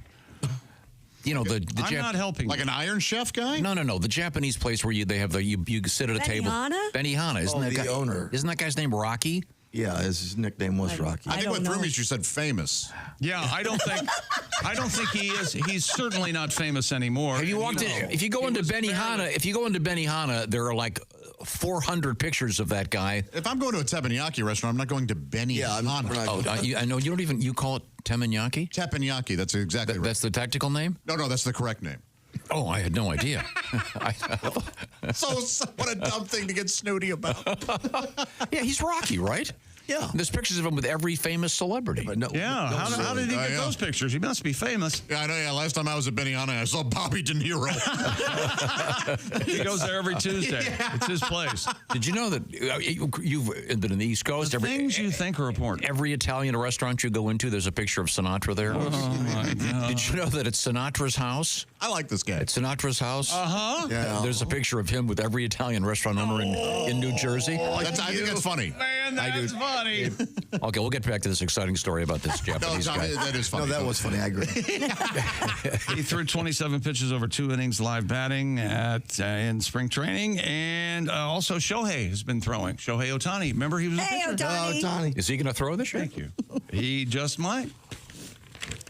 They're hoping he will. Is he going to hit home runs? Oh, he'll hit home runs. All right. 7 men from Chile. But if that guy does call himself Rocky, then they'll have to play that Rocky theme all the time. So overplayed. What would you pick for your overplayed? What would you pick if you had that at-bat music as you walk up? Oh yeah. Have you ever thought about what you'd have them play? That's a great question. Yeah. Maybe. Oh hell! Maybe there's a song from Korn. I would maybe play. I forget what song would I have one. An at-bat song. I always, Mark McGuire would always walk up to "Welcome to the Jungle." Don't you love center field? That is in my list of the worst songs of all time. Whoa, that's really surprising. I despise that. It's song. so wonderful. In what way? The crappy guitar sound, or the terrible lyrics. Back of baseball and wiffle ball, and that's a terrific swing and a miss. It uses swing and a miss. It's about dreams. That's a ladder song for me. If I were painting the house and that came out, I'd get down from the ladder. Oh no, clean my hands off just to turn the sound off. It's a heartache. Was the coming down the ladder one for me? It's a high. That's even worse. That's another wonderful. That's if I have a gun with me, the radio goes. Sorry, speaker, you're done. I don't know how you don't like this. I dislike it intensely. Something must have happened where you guys had to play it a lot or something, because this is great. we had to play this a lot. Okay. Didn't Fogarty get caught up in stealing from himself or something? Yeah. Wasn't that a big damn Very deal? complicated. Yeah. But he's a brilliant guy. He is brilliant. That song, you say so. I can do without it. Tom wants his picture taken with John Fogarty. No, I've met Mr. Fogarty. He's been on the show a couple times. You know who John Fogarty is best friends with? Who? Rocky Benihana. Is that right? I have no idea. There's a picture of him, and they're both naked. Yep. That's really incriminating. But, that's a lie. I always thought. Is that right? 7 men from Chile. I love this joke. Are in a clown car. And yes. 7 men from Chile have been charged in Florida federal court with orchestrating burglaries at the homes of prominent professional athletes around the country. Nay, world. The defendants are part of a burglary ring known to target high-profile professional athletes when they're known to be away from home. Athletes include, for instance, Chiefs Patrick Mahomes, Travis Kelce, Joe Burrow, the Bengals, Tampa Bay Buccaneers, Baker Mayfield, the NBA Milwaukee Bucks, and the Memphis Grizzlies. The gentleman allegedly stole about $2 million in watches, jewelry, cash, and including a safe that they cracked. And as Tom said, they have a very successful Instagram page where they have their picture taken. Wow. These guys, merchandise. These guys posed. You can see the one guy wearing the Kansas City jersey and the guy's holding up his arm with a watch. I think in one of the pictures there's an LSU with Burrow on the back. Where it's just it didn't even occur to them not to do that. No. So funny. Didn't think of it at all. No. Well, but they're in custody. They think it's part of this huge ring. And I guess one of the guys says, hey man, this is for busting my parlay. I'm taking all your stuff. Yeah. There you go. Okay. Thanks for the watch. Yeah. Well, it's kind of a brilliant ring, actually. It's always been there. Yeah. I mean, but a lot of those guys live in gated communities. And they have security systems, I yeah. would think. That's what I don't get that. Trampolines. Movie. This will be a movie. He's got to bring a trampoline with him. Yeah. And I'm, this is, I got this. Is this sports? I don't know. What is it? The ocean liner? I didn't get it. I didn't give it to you. I don't get it reading it. I can take it. Big old ocean liner has left Philadelphia and is heading down south where it will soon become the world's largest artificial reef. Oh, that's these why. are important. Yeah, 'Cause this it's is good. the world's largest something. Oh no, this is because it's they still hold the world record. Who does? This is the ship called the United States, right? The SS United States is being towed to Mobile, Alabama. Could you read it with some enthusiasm? For plan. This is like listening to a 7th grader doing news. Four officials eventually they're going to sink it off of Florida. This is they make. This is going to be super cool. Well, it will join. Don't you think they could make money if they let people shoot bazookas at it? Yes. Like, they're really leaving some money on the table here. I'd pay $2,500 to shoot a bazooka. That's a great idea. At a ship. You get and to, then make it sink. You get to go out in Sink boats. a real battleship. Yeah, of course, the problem would be, someone would probably shoot a bazooka at one of the other boats firing and, sink some really nice Chris Craft. Some poor guy. Oh, Muffy. Good Lord. I say, you hit to the bow. This was Daddy's boat. Oh. No, they're going to strip the boat down and they're going to sink. This is cool. They do this a lot. Yeah, a it's lot of important. artificial reefs. They have. I don't know why we're talking about it, but they have dozens and dozens of sunken vessels in that area. Right. That's why I'm not against garbage in the seas. It becomes a reef. What the hell's wrong with you? Science teaches us that it adapts. Yeah, they make. That's a little penguin with the plastic stuck around. But this was a famous ship that has the record for passing across the ocean, whatever you call it, the passage across the ocean. Yeah. The famous bar that they had, the famous tavern aboard the ship is now it's gonna be a dive bar. Well, naturally it would, wouldn't it? And I don't care what he says or how he defends this, but I'm telling you the term, all of that for the term dive bar. All of that. Every single word. Yes. Dive bar. No, we had this. This is a fascinating thing. Oh, it's fascinating. Then divers get to go explore it. Yes. Yeah, that's pretty wild. Yeah. Yeah, like the Titanic. You can dive that. But They're not going to sink it that deep. You got to take a lot of air. Yeah. Giant tank. You might get squished. Now, yesterday we had to cut short one of the most famous features on this program. What? I'm talking about Today in History. Oh. You said there was nothing worth talking about. No. You half-assed it, okay? Yeah. Because you didn't look in advance. You weren't prepared. Nothing. Do you have an addendum? I do. Yesterday. Hang on.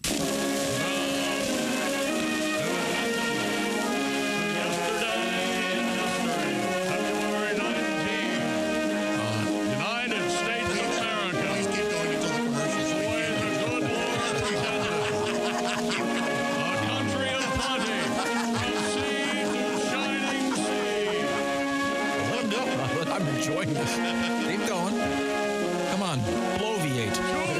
You're good at it. Go ahead. Christy, patent number 200521 was issued on this date in 1878. Do you remember what it was for? The whoopee cushion. Telephone. You're close. Mousetrap. Radio. Telegram. No. Close to whoopee cushion. It was, of course, for the what we now call the phonograph. Oh, that's right. This is the thing where Mary had a little lamb. Yeah. Oh, This is it's just my- Phonograph, Tom? You think this phonograph is the famous recording from Thomas Edison. And of course, we have the audio. First words I spoke in the original phono. Mary had a tight little and everywhere that Mary went, I would get a visa pass. It makes me uncomfortable. Yeah, You know it what? should. Yeah, that's- Just like that, he totally redeems himself. People often, it's kind of hard to understand what he's saying. I'll play it again. Again, this is the first recorded voice of all time. yeah. Right. Here it is. The first words I spoke in the original phono. Mary had a tight little and everywhere that Mary went, I would get a visa pass. Thomas, please. How to get away with it? Read what we Great wrote. question. Isn't that interesting that was slang back then? It must have been something else. I can't believe he had the technology to beep out words. It was really something, Tom. Man. Really something. There you go. Thank you. Thomas Edison, of course, and responsible for today's recording industry. Yeah. We wouldn't have all these great songs that we know hadn't Mr. Edison not Somebody would have figured gotten a little piece of Yeah. that. Like the Pacific Ocean. We'd have found it. I keep stepping in this. Yeah, what the hell is this? Should we name it? This ain't no lake. This seems a little bigger than a lake. What are we going to name it? Shut up, Balboa. The Ocean of America, we're calling it. Okay. What's coming up in sports? Love it. Love it. I can't get enough of it. Coming up in sports will be the end of sports. Oh, okay. That's my favorite sport. I know it. Also coming up, comedian Reno Collier, singer, songwriter. Reno sings and songwrites? REO veteran. There was a comma there. Kevin Cronin will be our guest. And it's all coming up. We are in the O'Reilly Auto Parts Studios. This is the Bob and Tom Show.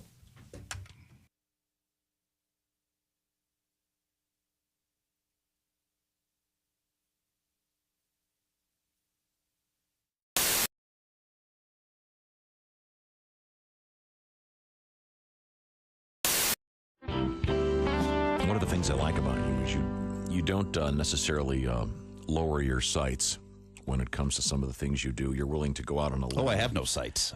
You're willing to go out blind. You're willing to go out on a limb and do an impression that perhaps most people aren't going to pick up on. I'm fearless, and I respect you for that. Thank you. Especially when there's a high quality to the message, and of course, you know I'm referring to Gregory Peck. Oh, yes. Now, Gregory Peck, Gregory Peck, not familiar to everybody necessarily, a brilliant actor. Not everyone knows who he is. That's right.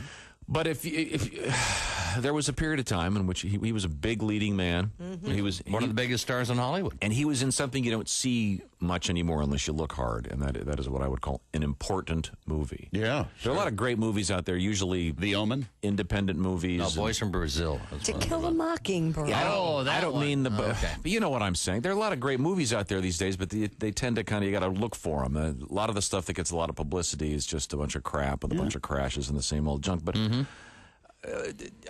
To Kill a Mockingbird was a great film. One of the great films of all time. And, Yes. and you do one of the few tributes to it. Well, yeah, it's a great movie. You learn a lot about tolerance and diversity from it and stuff. But it was made in like 1960 or whatever, and America's changed a lot since then. There's a lot of groups in this country, not even just racial or ethnic groups, but groups of people who define themselves a certain way. And a new one pops up every week. We're like, all right, we're weird, but you better like us, or you're a jerk. Like, all right, we'll write you down on the list. Yeah. If they made To Kill a Mockingbird now, it'd be like 10 hours long to cover all these different groups. How true. Atticus Finch would be out there telling his little daughter, Now, Scout, remember how I told you that black folks are just the same as we are, and we're to treat them with respect. Well, the same goes for these Shiite fundamentalists who just moved in across the streets. They just believe different things than we do. So if you see them out there stoning one of their women to death for sneezing on Wednesday, you pay them no mind.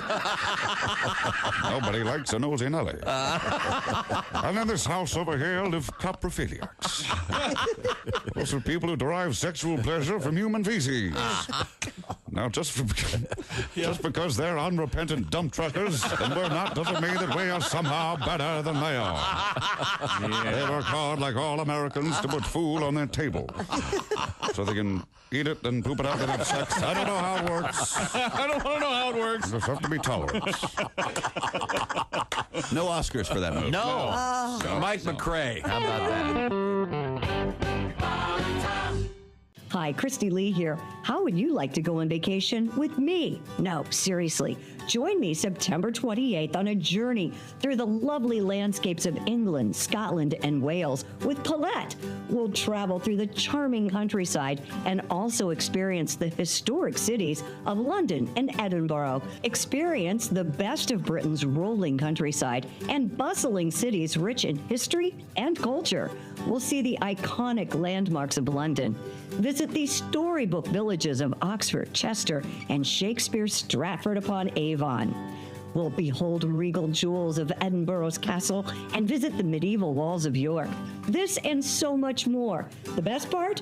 Colette makes travel easy, including flights, meals, hotels, sightseeing, and local experiences.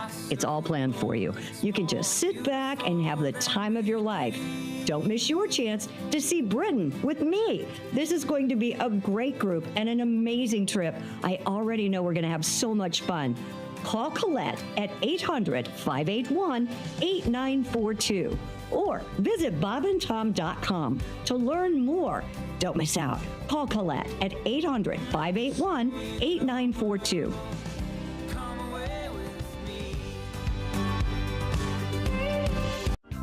Pat, are you ready to do your movie review? Sure, why not? Oh, We can do okay. that. Yeah.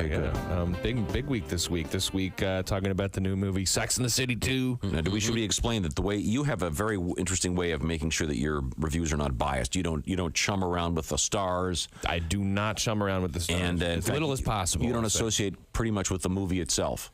Do not do that. So, in other words, you don't go to the movie. I don't interact with the movie in any way. By seeing it. By seeing it, right? I try not to think about that would it. bias your opinion. Yeah, exactly. Once you've seen a movie, there's no way you can be objective about it. You have been foiled. The content is in your head, and there's no way you can do it. Now, this week, Sex and the City 2. Carrie, Amanda, Mary-Kate, and Ashley return for the sequel. There will be sex, followed by brunch, during which a penis will be ridiculed. There will be giggling and togetherness. Cynthia Nixon, shockingly, not returning for the sequel. I don't know if you know that. The role of Amanda is played by a broom with a face drawn on it.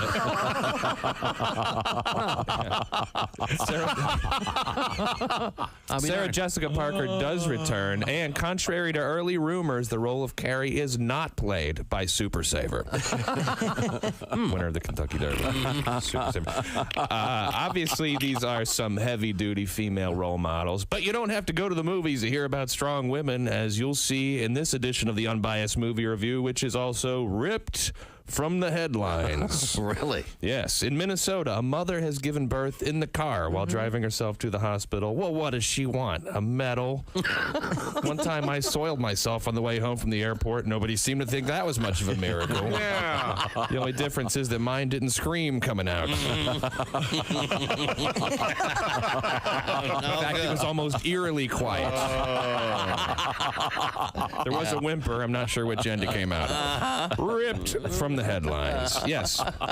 Sex and the City 2. Definitely a movie for females. Well, what's wrong with seeing something a little soft and fun? You need it sometimes. After watching all the violence in the news, one of Spain's most famous matadors remains in critical condition after sucking the horn of one of Spain's most famous bulls. Julio Aparicio was gored through the throat, his jawbone fractured, his tongue pierced, his soft palate smashed. Doctors say he may never say, "That's delicious," again. From now on, we'll probably say, "That's delicious." Whatever "that's delicious" is in Spanish.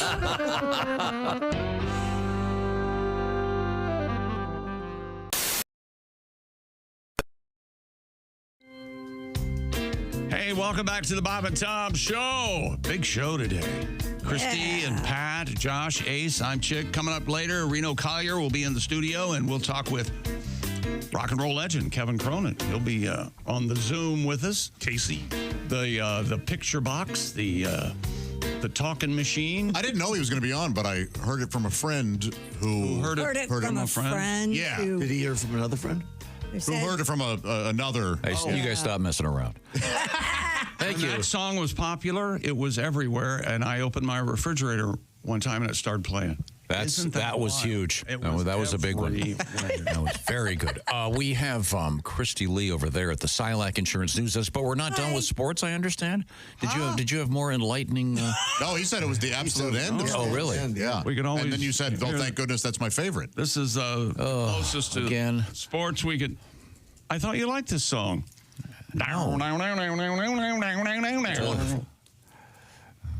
It is.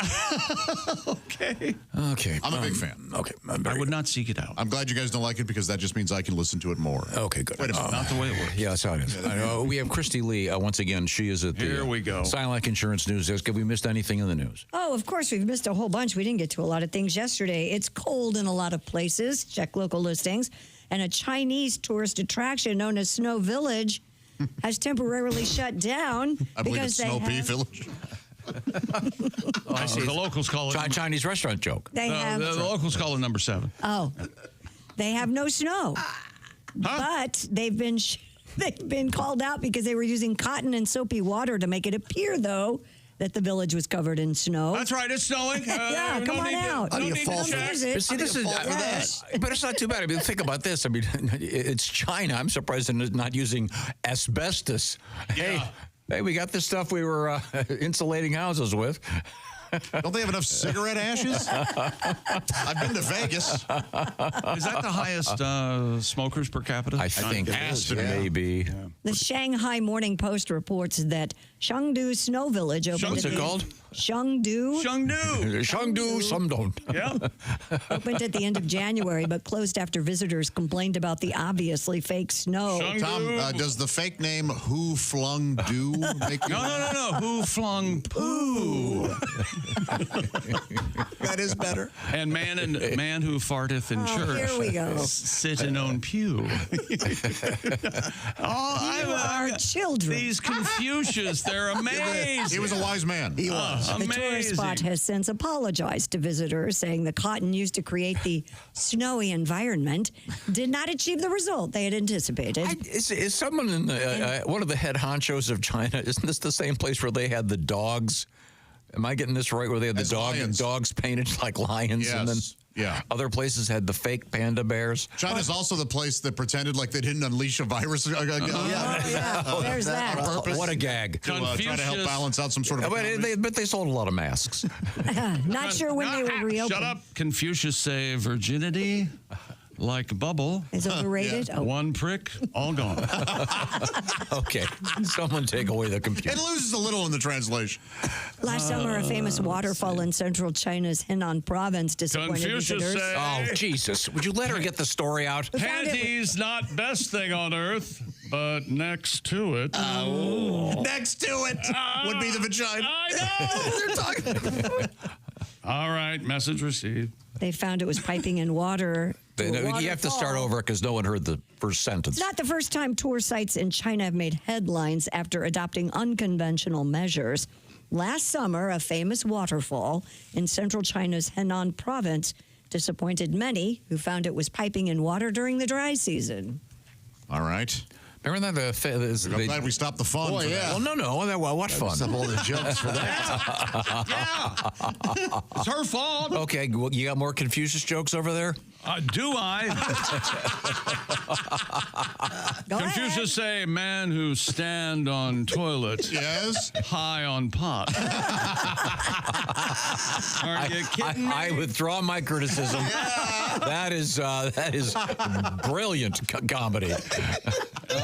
Confucius say, man who fishes in another woman's well often catches crab. Oh. That's an STD. I have a feeling I'm just guessing these were not written by folks of Chinese heritage or people who had anything to do. Confucius. The closest they ever got to China might have been Le Choi Chop Suey. These were 8 Jewish white guys. Yeah. In the Steve Allen. Confucius Kids in the hall. to meet girl in park is good, but to park meet in girl is better. Yes. These are 4 guys in Brooklyn. We all ended with. I thank these guys for setting back international relations 50 years. Okay. A New York State man checked an item off his bucket list after building himself a giant igloo. According to Syracuse.com, Noel McCarthy and Kimberly Bemmett had been working on the igloo on the shore of Oneida Lake. Using an antique ice saw and ice tongs, Mr. McCarthy, a custom cabinet maker, cuts blocks of ice from the lake and drags them back to work on by. Wow, so he really made it old with school a toboggan. He's like dragging them. Well, this is like the beginning of the movie Frozen. Right? Oh, that yeah, great scene where they're pulling a bunch of singing and pulling the ice up. That's cool. Each block in the base layer weighs about 300 pounds. Mr. McCarthy estimates the igloo will weigh over 8,000 pounds when it's all completed. Okay, this thing is so cool. There you go. Look at that. It's that is lit from the inside. Beautiful. Huh. What a gorgeous spot, too. Look at those cool houses on the lake. No, it 5 looks times really bigger cold. than my first apartment. I know it is. Look at that. Well, did you ever make an igloo when you were a kid? We did, but Yes. we just got a bunch of snow piled up and carved it out of that. We didn't make the individual. Yeah. Yeah, I remember we made kind of a snow cave. Yeah, exactly. Yeah. That's very cool. Very cool when you're a kid. Well, good for them. That's quite the igloo. You're right. And you can use the word igloo. That's still okay? I was wondering the same thing. What would you call it better be. We got to knock it off. Because I know the Eskimo pie thing got canceled. By like one group. Even Eskimos aren't mad about that. I'm convinced. Indigenous. They're Inuit. I understand that They'll always be Eskimos. today's igloos have pretty good Wi-Fi. Do they? Which is nice to know. I guess the signal permeates the. Huh? Hell of a cooler, too. The igloo? Of course, the signal will permeate the ice. Any guess on the website? It's hard to get the cable in, though. That's the tough part. Today's salmon. Coming up, we're going to talk with comedian Reno Collier. We also have... Confucius say, man who go to bed with itchy butt. Yes? Wake up with smelly fingers. that isn't even subtle. No, sometimes they're just wisdom. That's a classic one. To be honest, this is at the end of the list, so they got tired, I'm sure. Okay. I guess the funny guy of the four went out to pick up lunch. Boy, you should hear some of the ones I can't read. Okay. Have you ever been ghosted? Coming up, we have ghosting in the news. Yeah. Volcano news, and of course, germs in the news. And then an interesting movie story about movie theaters. And Josh, of course, used to be a movie theater usher. No. He was in the movies. I was in the cinema business. What was your rank as an usher at the movie? You were manager, right? I was usher, and then I eventually became crew chief. Yeah. That's head usher. Right. And then manager. Boom. Yeah. Did you have to order the popcorn and all that stuff? When I was manager, yes. Oh, that'd be confusing. Yeah. Oh, no, it was good. You knew what you're doing? Yeah, I did, but we had to count all the candy and see how much we needed to stock for the next week. You ordered candy? Yeah, and it was based on when you counted the candy. You were in charge of the candy? When you were counting the candy, would it be like 1, 2, 3, 4, 5, 6, 7, 8, 9, 10? I'll take this one. 2 for me. You guys are mean. I would open up the snow caps, eat half, and then fill it in with gravel. Of course. Very carefully glue them back. They'll never notice. We are in the O'Reilly Auto Parts Studios. This is the Bob and Tom Show.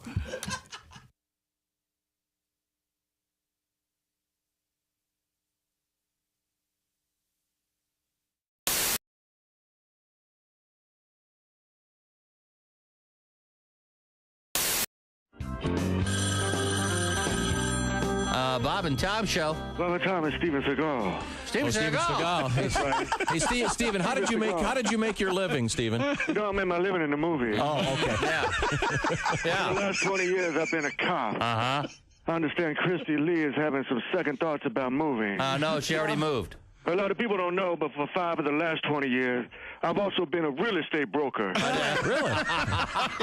We had no idea. I love open houses, man. Sunday, I show up, meet the owners, and say, "You get out the car! You get on the ground!" Yeah, it's crazy what happened. Steven Seagal! Yeah. You Steven Seagal! Yeah, I get that a lot, man. And then you Steven Seagal! Yeah. Hey, back up, man. That's it. Get Steven Seagal! I made my living in the movies. Every time my ass whooped by Steven Seagal. For the last 2 seconds, I've been a bitch slapper. Steven Seagal. No, man. Wow, you have sound effects and everything, huh, Steven?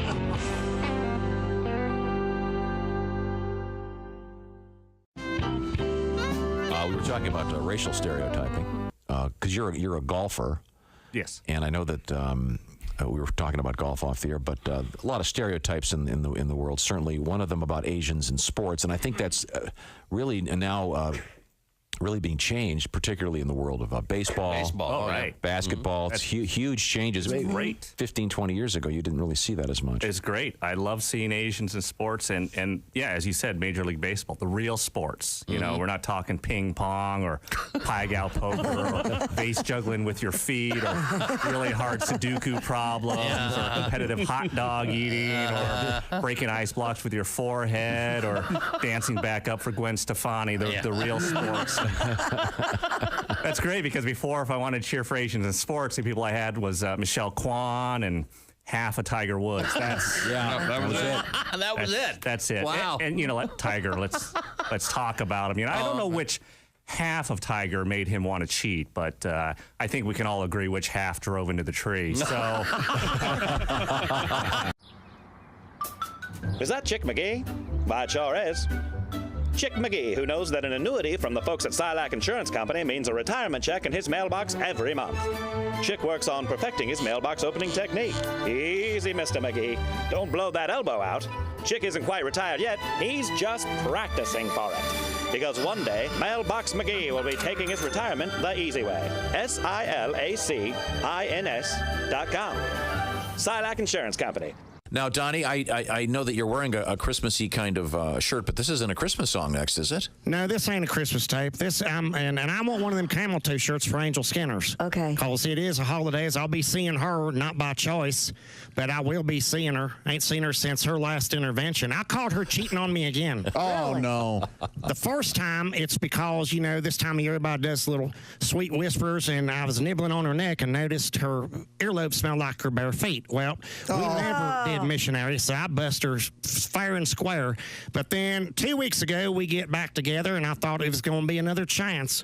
And I caught her, and this time I have hard evidence because I found tonsil stones. Really? In her panties. Oh, boy. Not just 3 or 4, chick. I'm talking enough to make a decent trail mix with. Yeah. Oh, geez. So I was like, it's been going down on you, John Coffey from the movie Green Mile. I swear to God. Remember when he had them pop rocks? Yes. Oh, yeah. Nice reference. I remember, Donnie. Well, Donnie, so that explains exactly what this song is about. That's what this tape's about. The first time I met her, when the love was tender and purely platonic, from Donnie Baker and the Pork Pistols. Oh,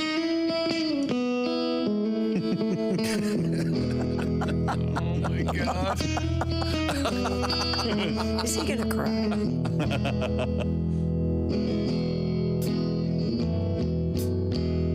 Well, they couldn't afford air conditioning. So she never had company. Her own man worked for organs, so at least she was bug-free. At the start, sort of changed later. I miss her. I miss how even her air fresheners in the car smell like white rain. I swear to God. Her dad went to work that night now. I'll never forget it. And my pants got real tight. Looked like my zip-eyes were building a beast. She gave a sign for the bedroom. And I knew it was gonna be my night, all right. And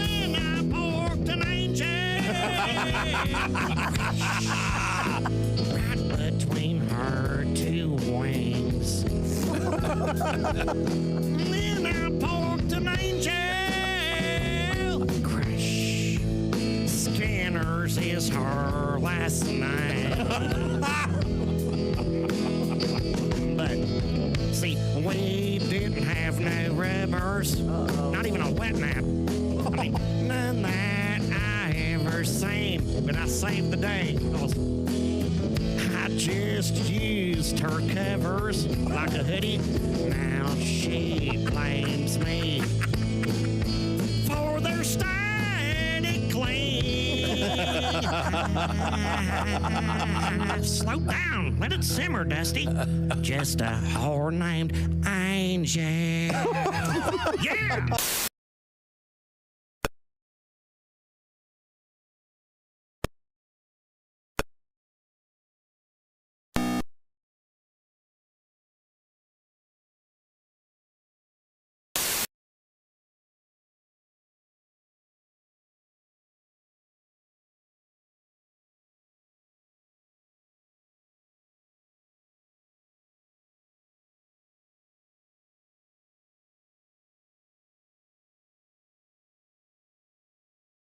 The details coming up. Welcome back to the Bob and Tom Show. I know. Christy Lee at the Silac Insurance What's News squeaking? Desk. What's squeaking over there? There's Pat Godwin. Hello. There's Josh Arnold. Hey. Hey. There's Ace Cosby. Hey. I'm Chick McGee. And Tom, we're in the O'Reilly Auto Parts studios, and blow me down, but we've got a special guest. Well, suit yourself. You can do whatever you want with the guest. That's but right. I'm going to stay over here in hetero world. Now, we have a couple of interesting things going on, including the presence of comedian Reno Collier. And Reno is a regular guest on our program. His face is featured on our special poster that will be given away. How about that? Given away tomorrow. A very handsome visage. And then you saw there's an alternate poster of Chick. You got to look for it. Yeah, he's real tiny. He's in the supporting staff. Yeah, I'm down at the bottom where the band's turned in. Well, you're not going to be at the event.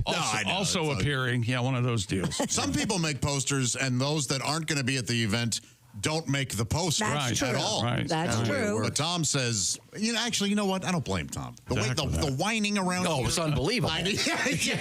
I wasn't. Does Art know he's on this poster? Not yet. Seen him? Oh, he's gonna. He's as a friend of mine would say, he is going to plots. Now, why is he on the poster? Because him plotsing makes my year. We love him. We do love him. It'll be great. I had to block his number, but I like him. Okay, that's a friend of ours. Now, let's move forward here. Oh, there's Reno. Okay, right between Allie Breen and some guy named Martin. It's like those band posters where it's like Jason Aldean, Chris Stapleton, then they get real small at the bottom and the band names are the festival. Table. Yeah. It's like, please welcome the band Chair. The Spiral Cramps. Yeah. I like Chair. Don't say The Chair is very good. Yeah, don't you love those old posters, though, where it'll be bands you've never heard of, then the Led Zeppelin. Right. They opening some guy no one's ever heard. Oh, I guess they did okay. I always like the old posters where the guy booking it kind of didn't know who he was booking, so you'll see the Led Zeppelin tonight. $7. I like going into casinos, and they have the old bands that'll come through, and you see like a poster of Toto, but they're like 95 now. Yeah. But at the time in the picture, it's like Toto, and it's like I don't even remember. That's like back when you didn't like Christopher Cross. You sure? Who I actually really like listening to. Yeah. But as soon as people saw him, it changed what everybody thought he would look like when they listened to the song. Like that. He talks about that. Does he really? Oh, yeah. It's kind of a video killed the radio star. That's exactly, yeah. And he, if you remember his early albums, there was not a picture of him on there. That's right. He was a bit of a fatty, fat. Yeah, he was a big. There was a flamingo. There was a flamingo. That's right. No, he was too fat for radio or TV. Yeah. Yeah. Yeah. So really not that fat. No, right. No, nowadays It wasn't MTV pretty, is what the problem. Sailing to get a burger.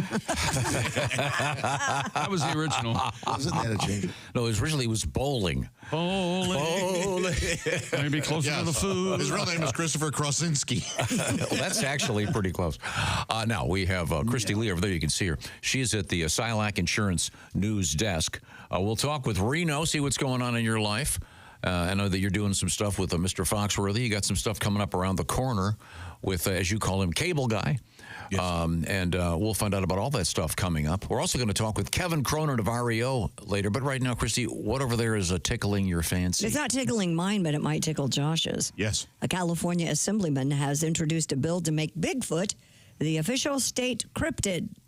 According to Newsweek, Assemblyman Chris Rogers introduced the bill titled AB 666 on Valentine's Day. Why the demonic? The official state make-believe monster. It reads, quote, excuse me? This bill would state the intent of the legislature to enact legislation that would designate Bigfoot as the official state cryptid. I don't like this. The bill will now go straight to the floor for a vote. Why you would do you think not? I would. You are correct in assuming I would like this because this is completely, this is just decorative, if you will.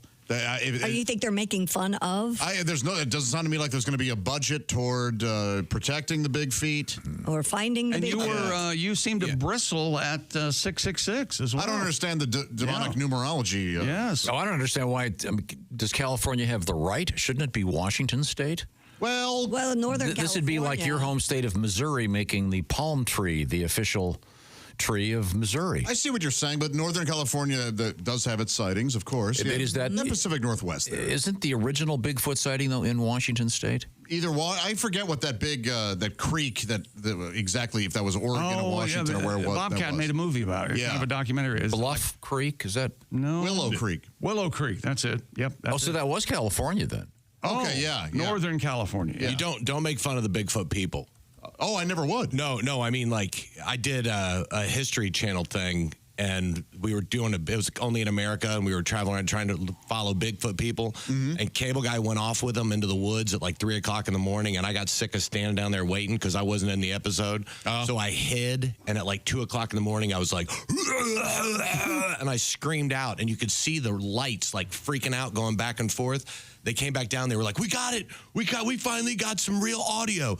They sent it to Texas A&M. It came back 99% positive, not human, probably a large dog, and it was me. Whoa! The whole time, and they put it on History Channel.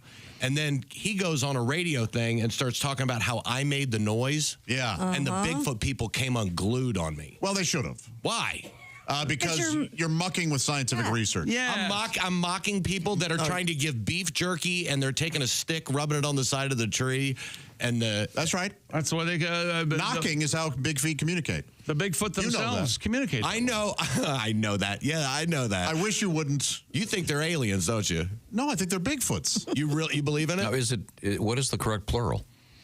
Well, big feet, it changes, and you got to be careful. Because I was saying, for example, a computer mouse, if you have more than one, it is technically computer mouses. Right. But if you have those little critters, those are mice. I prefer Sasquatch, really, and I treat Sasquatch like you would deer or fish. Singular and plural. I love you. Yeah. You do. It's, as Josh likes to say, important work. It really is. No, he actually does believe. You do. Yeah. I love to believe that that Sasquatch exists. I know this has been asked before, but those shows would end if they ever found one. Well, right. That's why when they do find them, they don't talk. They don't tell anybody, and they bury themselves so nobody can find them.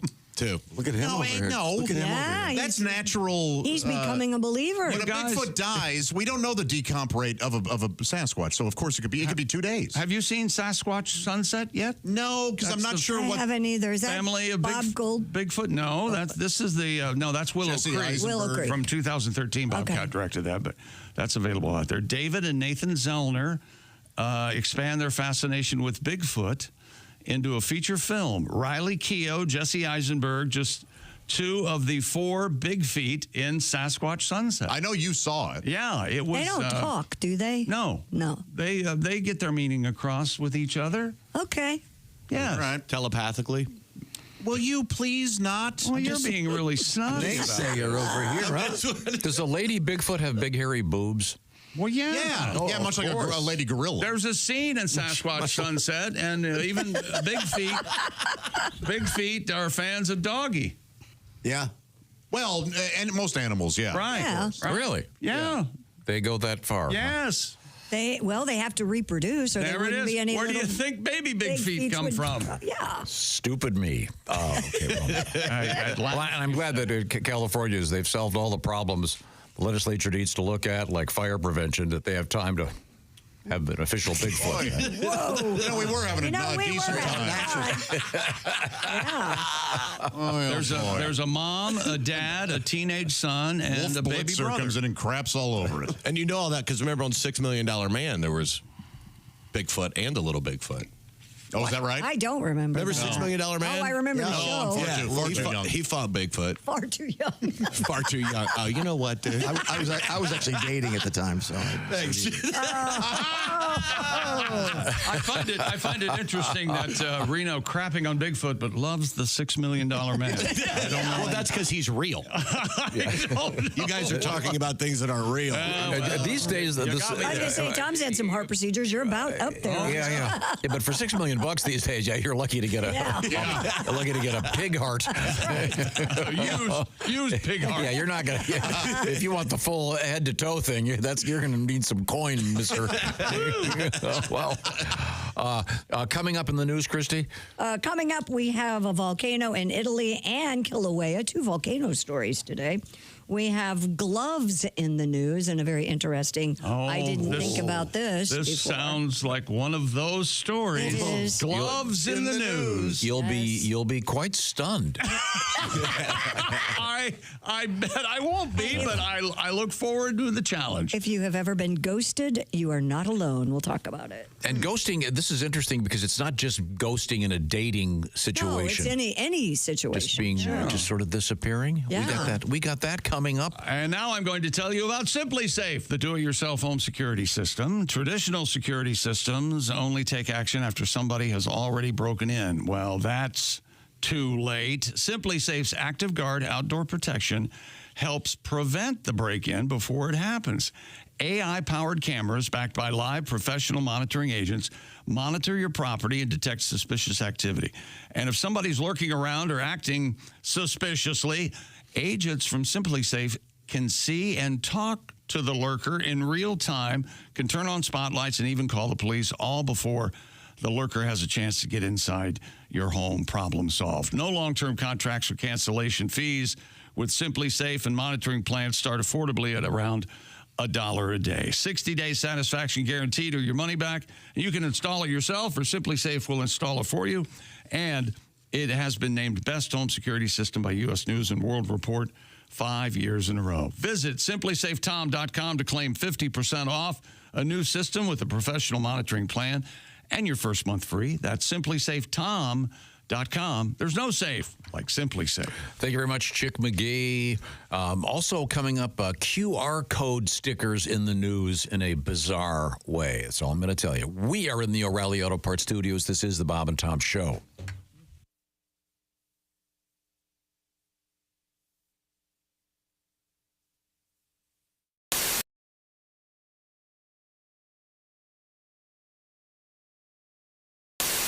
Hi, Christy Lee here. How would you like to go on vacation with me? No, seriously. Join me September 28th on a journey through the lovely landscapes of England, Scotland, and Wales with Paulette. We'll travel through the charming countryside and also experience the historic cities of London and Edinburgh. Experience the best of Britain's rolling countryside and bustling cities rich in history and culture. We'll see the iconic landmarks of London.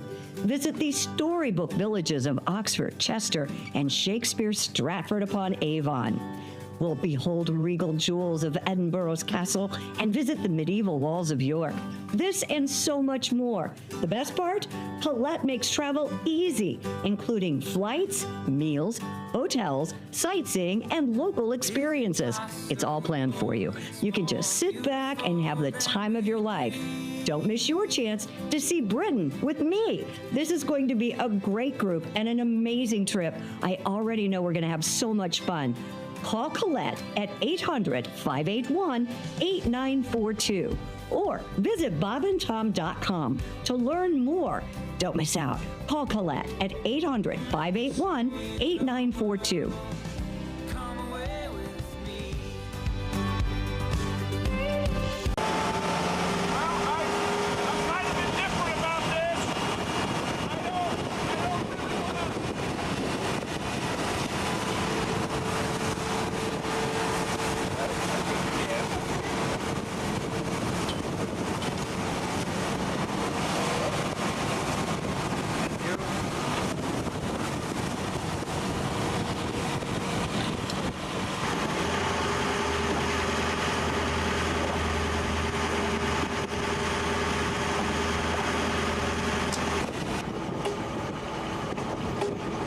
Dip him, right? Oh, definitely. Are we gonna dip you gotta dip him. Yep.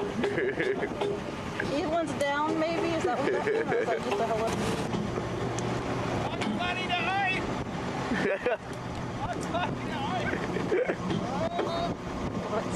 Bugs Bunny to oi. There he goes.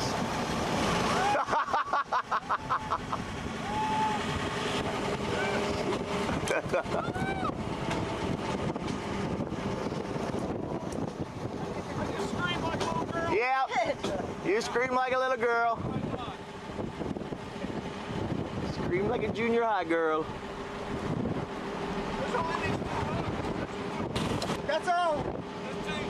Yeah, those two little bastards. Little Rusty.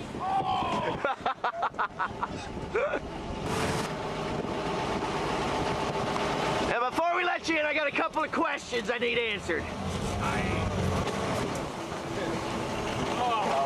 That was unbelievable. Thank you, my friend.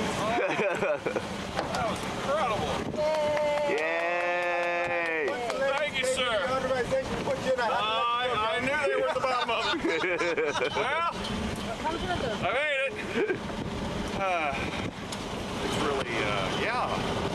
Yeah, you can't stop staring at those two little. There's two hooks, and that's, so you want to hang on to something. Hey, Bob and Tom Show USA.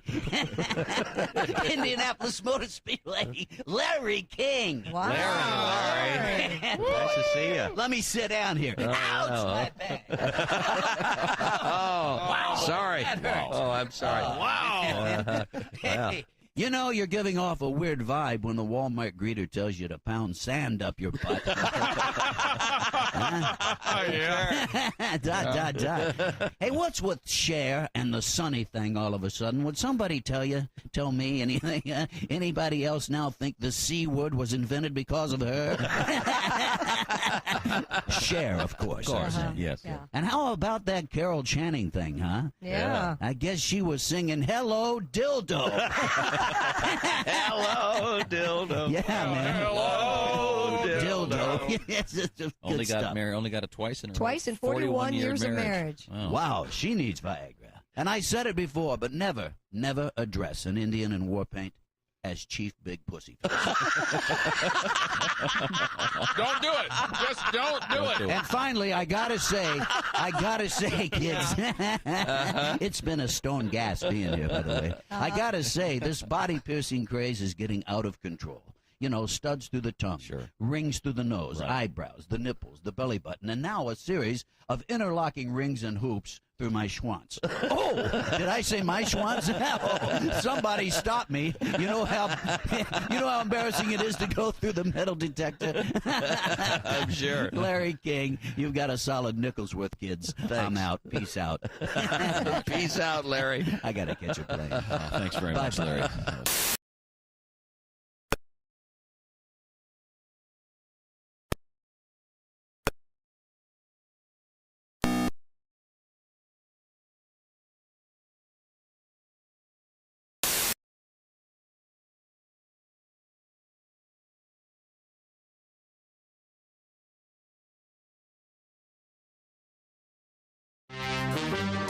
There's Christy Lee. I love that music. I wrote it. Josh Arnold. There's Pat Godwin. You're watching Net Drag. Ace Cosby. I'm Chick McGee. Hello, Tom. How are you? We've got a special guest. We do indeed.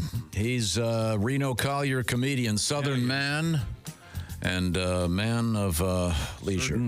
Southern man don't need you around anyhow. Thank you, Ryan. That's right. And never forget it, Neil. Whiny Canadian.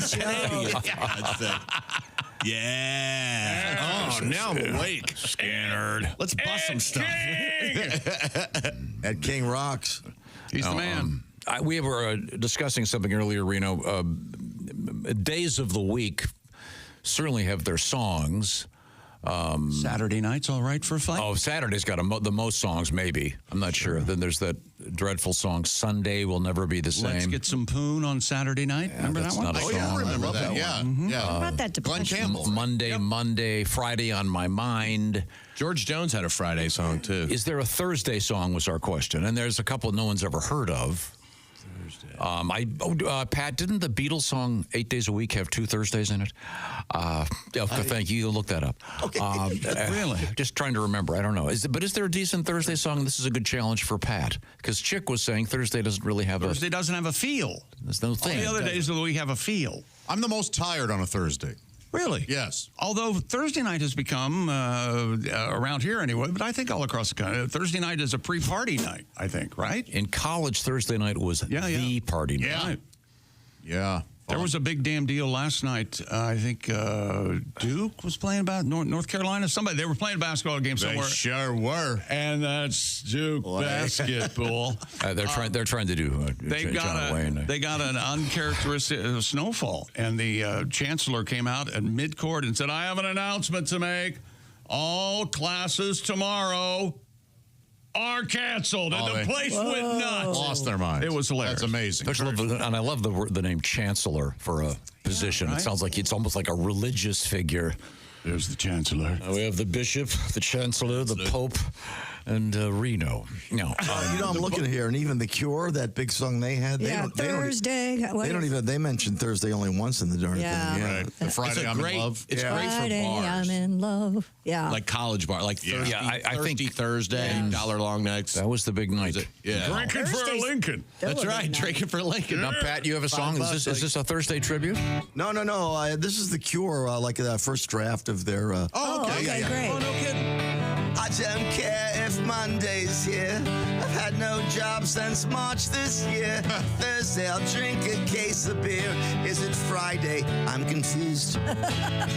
This day, that day, what day's next? Is it 4th of July? Well, I'm perplexed. Oh, Thursday's here, no welfare check. Oh, it's Friday.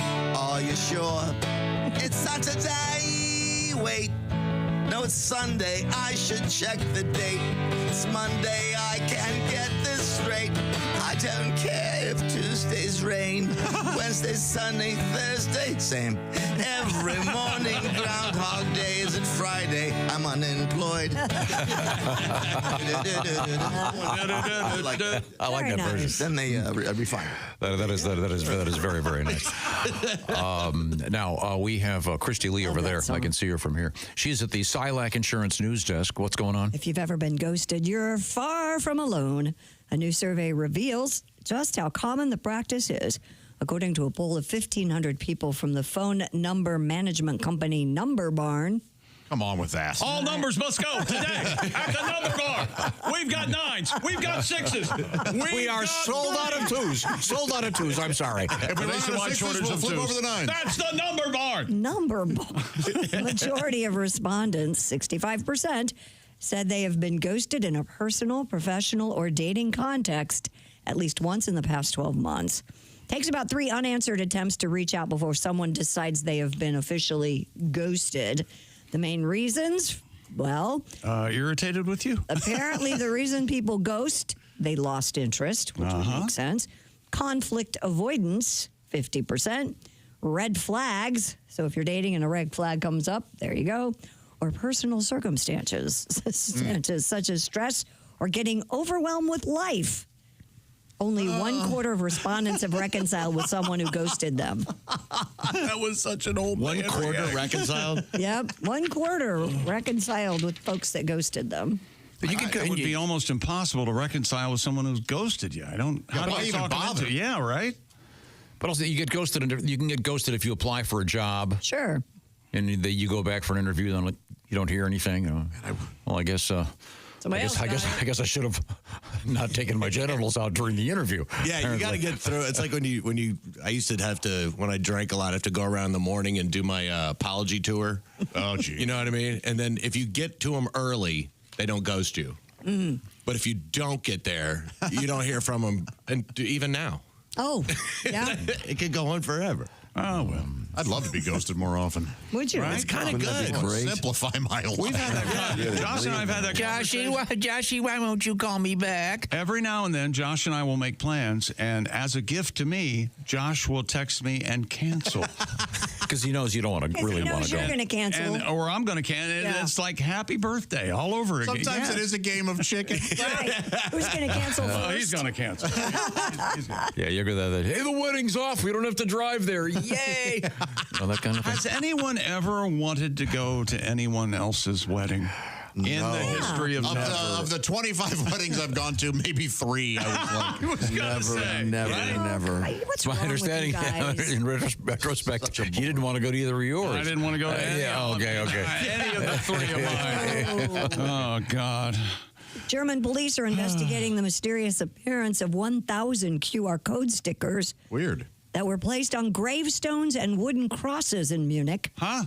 Yeah. The Boy, QR codes, when scanned, they keep track of stuff there, don't show they? the name of the person buried in the grave and its location in the cemetery, but nothing else. Uh-huh. Police spokesperson Christian Drexler told the Associated Press, "We haven't found any pattern behind this yet. This is bizarre." We had it. So you go to a tombstone and there's a QR card stuck to it. QR code, yeah, and it shows the name of that person. And hang on a minute, we had we had a story like this where it was done deliberately, and I remember that's. Here we go. In this case, I'm sorry, that story, Christy. Yes. Where did it say the QR codes went when you they look at went them? on gravestones and wooden crosses, No, and I mean- when scanned, they would show the name of the person buried in the grave and its location in the cemetery. you're right. Who the hell? Who's But that? nothing else. You already know who it is. You're I mean, I reading get their a tombstone. directory having a QR code at the front of a cemetery, but why each? Huh? No, but here's the thing. This came out last year. A company is adding QR codes to gravestones that will link to online video memorial. Now I think that can be nice. That makes sense. Yeah, it does make sense.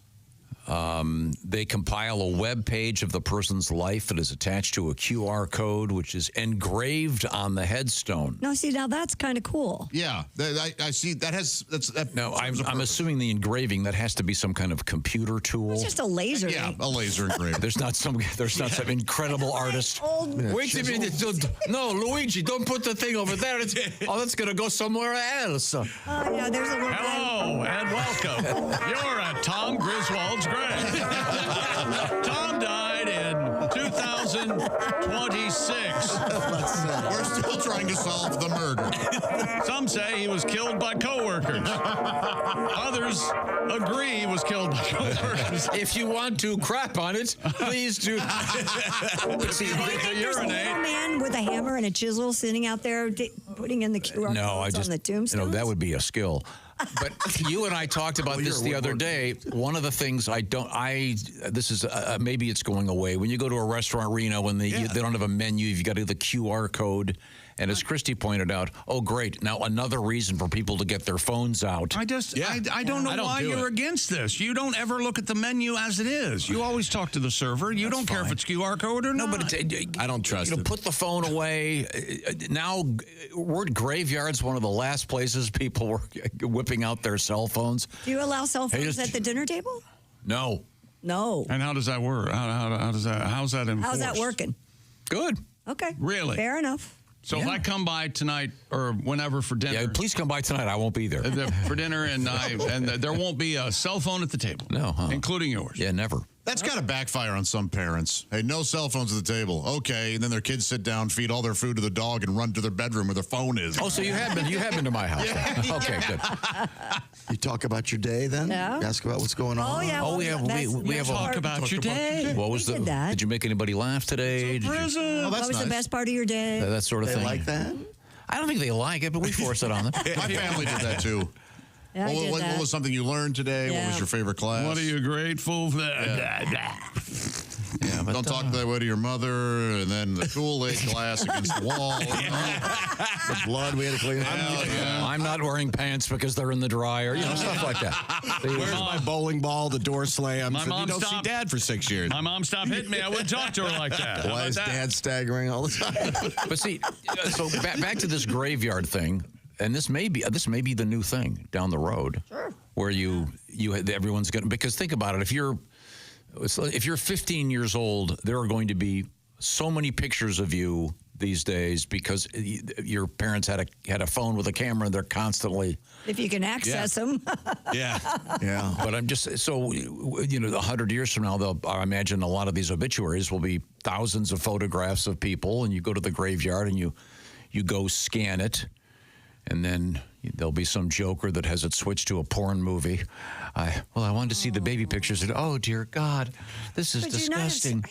If somebody has one on, like on a T-shirt, and someone takes their picture, does it make the phone go to the scan code? If you hit you have to press the scan part. There's a box that. So you can't just wear a T-shirt around and. You can. Yeah. Absolutely. Huh. It won't automatically, if you're taking a picture, it won't automatically go to the website. Right. Unless you push tap the middle of it. Yeah. Because they have those things like at Civil War parks and stuff like that, because that's what would make sense for the cemetery. Exactly. It's like the history of you hit it and it'll go in 1864 the South. Yeah. That's great. Yeah. Yeah. Mommy, did the Union Army really have QR codes on their uniforms? Yes, there was no Union Army sign. Well, you take the South thing seriously, don't you? It was the War of Northern Aggression. Boy, The War of Northern. Holy hell! States' rights. Yeah, that's right. Boy, where do we go from here? Those of you who like to knit, listen up. Everybody, shut up! My topic at last. Yes, movie theaters across Europe are hosting so-called knit and flick nights. The trend started. Boy, Yeah. I know. So they don't know how the rhyming thing works, then, huh? That or never mind. A lot of ladies involved. The trend started in the Nordic countries, but has swiftly spread throughout the continent. You love it. Vienna's Votive Kino has become the latest movie theater in Europe to offer craft cinema nights. Since the launch event in December, Josh, you don't approve of this? monthly knitting nights have sold out, drawing almost 180 visitors each time. 28-year-old movie These days, that's a packed house at a movie theater. Alexander Koch told AFP, it's very calming and pleasant. Why not let out your inner granny? So they have to leave the lights on, though, I would assume, if you're going to knit. Oh, I can only imagine. The pros don't even look. Yeah, Like yeah. My grandmother I was never gonna even say, looked yeah, down. yeah. She just Absolutely. and then there's a castle on a pillow. Yeah, like It's amazing to me. I don't know how anyone can do that. It's so amazing. I used to crochet, but I never got the knitting. I think I got made maybe a square once. I cross-stitched for a little bit. My mom. Whoa, time out. My mom made us knit. She taught us all how to knit. Oh, really? Could you do it today? No. Could you sew in a button? No. Did you hear Josh used to cross-stitch? Yeah. Did you make some pillowcases? I made Christmas ornaments. The white trash of the craft world. What is the cross? How does that differ from knitting? X's. It's It really is. You're just correct knitting. me if I'm wrong, but it's like paint by numbers only with thread. You're exactly right, and it's really simple, and you really do just make a series of X's that form a design. So I would make a candy cane or whatever, and then put it in a little frame and give it to my grandmother. That's so sweet. Here, I That's nice. shat this out, Granny. And that helps you with your hand-eye coordination, I think so. Yeah. which would come in later when you knitted a very special sleeve. I'll not have you joke about my beloved C sleeve. I'm wearing it now on these cold weeks. Very snug. I had to let it out. Yes, the original design did not take tumescence into account. Well, I was so Yeah, naive. yarn doesn't stretch. Or my current Peronis. Maybe you've knitted some gloves. Well, we have a warning for you. Hygiene experts are warning gloves could be contaminated with 4 times more pathogens than a toilet seat. Do you remember during COVID, a doctor finally came out fairly early on and went, no, please don't be wearing gloves at the grocery stores. They're magnets. A variety of gloves were tested. Researchers found cycling gloves had the highest germ readings, with woolen gloves second, suede gloves coming in third. How do things stick to? I guess it embeds in there, though. Gloves not only pick up bacteria. This is why you should every surface they not touch. use them to wipe your ass. Well, you have your wiping gloves. Or They're hard to wiping flush. gloves. You know what? I'm not kidding. The wiping glove That's a great would be That's effective. a great idea. But the inside of the I've got gloves one can word also for be you. contaminated. Mink. Yeah, exactly. Yeah. Take that glove out of mink. You don't want to go Brillo. No. Yeah. Go make. No. There may be some Well, plumbing issues there are down the those. road. They like it rough, Josh. Yeah. Ass pads. That's right. Pink eye warning. Yeah. So the inside of the gloves, I guess. Yes. This makes sense. No, they said too. Well, you didn't. You guys were all talking. Gloves not only pick up bacteria from every surface they touch, but the inside of gloves can also be contaminated if you put unwashed hands in them. Yeah, but all right. How do you guys wash your winter gloves often? Or I've never washed I don't think them. I've ever washed mine either. Oh, you filthy. I don't even have them. Animals. I'm a man. You are in the cold. I don't need gloves. I'm barely a person. You know what, Pat? I used to kind of have a similar philosophy. Like, who wears a scarf? Now, when I wear a scarf, I'm like, this is never coming off. I love my various scarves. You look good, mister. I used to think scarves are using awesome. an umbrella was not manly. Now, give me 3. Yeah. When I see you skip out of here in a scarf, it's very attractive. Can I talk to you later about kissing me? I didn't think it was going to go that way, did you? No. Can I tell you about Raycons, Tom? If you why don't you? Right. Raycons everyday earbuds are the perfect partner for, let's say you're going to the gym or you're heading to work and you don't want to listen to your boss, or you're going to make a phone call. Raycon has premium audio that goes where you go. And their latest model, better than ever. That's right. They've been upgraded, 32-hour battery life and multi-point connectivity that lets you pair with 2 devices at the same time. And speaking of batteries, Raycon has a quick charge function. It's just 10 minutes of charging, and you get 90 minutes of battery. And Raycons also have active noise cancellation, starting at just half the price of other premium audio brands. And Raycon's everyday earbuds available in swell new colors, royal blue, blush violet, forest green, limited edition collector colors like rose gold. And if you don't love your Raycons, which I've never heard tell of, they do have a 30-day happiness guarantee return policy. Go to buyraycon.com/Tom to get up to 20% off site-wide. You'll get up to 20% off everything on Raycon's website, including 20% off all headphones. Just go to buyraycon.com/Tom. That's buyraycon.com/Tom. Thank you very much, Chick McGee. Coming up, we have comedian Reno Collier. He's right over there. We're going to talk with Kevin Cronin, the singer and songwriter from the great band REO. I know he's going out this summer with a new band. That'll be really cool. And we're also going to hear interesting stories about what, Christy Lee? Volcanoes and constipation. Wow, you get a constipated volcano. Look out any day now. Boy, sometimes when don't you want just a volcano? Just, yeah. That'd be a great name for a... X-Lax, the hell with that. Give me volcano. That'll get things moving. Yeah. You won't be constipated. You will actually launch. We guarantee it. Use new palm poo. Oh, very good. From the makers of volcano. Or Shetna. All right. We'll be back. Maybe. We are in the O'Reilly Auto Parts studios. This is the Bob and Tom Show.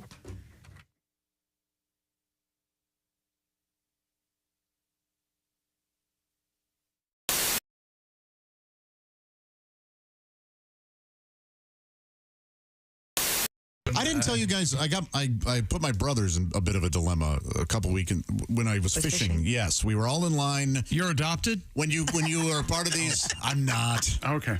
When you're part of these fishing tournaments, you go when you're registered, you can go and buy shirts at this big event type thing at one of the loading docks. And so there are hundreds of people in line to get their swag bags and all this stuff. Mm-hmm. And there's some people walking around with petitions. And one guy comes up to me and he goes, "Hi, I'm a third-party candidate. I'm running for president. Will you sign my petition just to be allowed on the ballot?" Mm-hmm. And you're not voting for me, of course. You're just... And I said, "Sure." And he goes, "You're registered to vote in Missouri?" And I went, "Oh, my gosh, you know what? I'm not. But my two brothers right here are. They'll happily do this." And they kind of looked at me like... Oh, no. And I knew what I was doing. Now they're on a list. They're going to get they went, letters from Gus Hall, the head of the Communist Party. Jerk. So they went... so they looked at me like, "We're going to kill you." And so... the guy goes, "Hey, I just want another option out there." And I went, "You know what? I'm all for that. My brothers will happily do this." And my brothers go, yeah, we'll do it. And so they sign up and what's your name, email address, your home address. Oh. So they fill out all this stuff. And I'm talking to the guy. I go, "So are you getting a lot of signatures?" And he goes, yeah, things are going pretty good. And he's a middle-aged man, normal looking. He looks at me and he goes, "I'm a telepath." And I went, "Oh, is that right?" And he goes, "I speak to people through the television." And he's dead serious. And my brothers have already signed up for this guy. Now he's got their email. I go, "You speak to people through the television?" He goes, "Yeah, I watch TV and I can talk to other viewers." Uh-huh. He goes, "March Madness was huge for me. I got a lot of college kids. I got into their heads and I told them about what I do, and they're very excited." And he goes, "Thank you guys so much." And he walked off. My brothers wanted I love normal guys that look normal that are completely insane. Well, that wasn't all he said, though. I'll see you guys later. Yeah. And he walked off. I looked at my brothers. I go, "That man has your home address." Yeah, they were furious TV with me. And I did feel, at first I was like, "Oh, this is kind of a funny thing to do to them." And I do feel bad. So now has this guy been sending them stuff? Like, I don't know if they've been watching TV. Yeah, why does he need their address if he can just go into their homes on the television? If that happens next time, please ask if you can do a selfie with the guy. That's crazy. I'd give anything for them to go home to them. "Hey, how you doing? Remember me? I was out at man. Hey, what's going on? You got some nice plates here. Nice."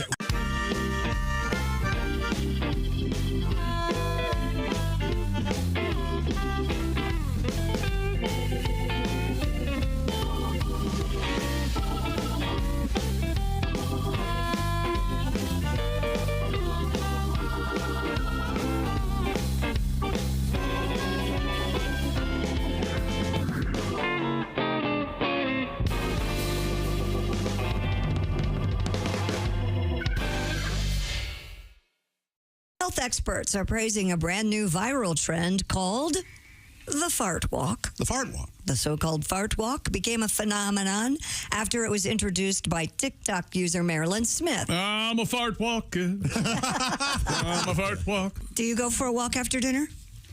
Yeah, almost all the time. Well, because you have to walk your dog. Sometimes society needs reminders, and this is one of those. Hey, how about a nice walk after dinner? Yeah.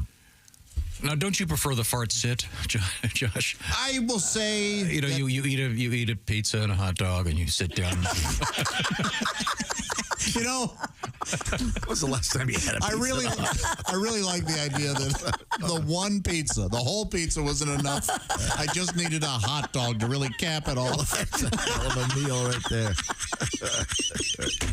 And yes, it's not easy to find a place where you can get pizza and a hot dog. Because pizza is such a full meal. So I order a pizza, eat it, and then I have to make myself a hot dog. Here's the thing, though.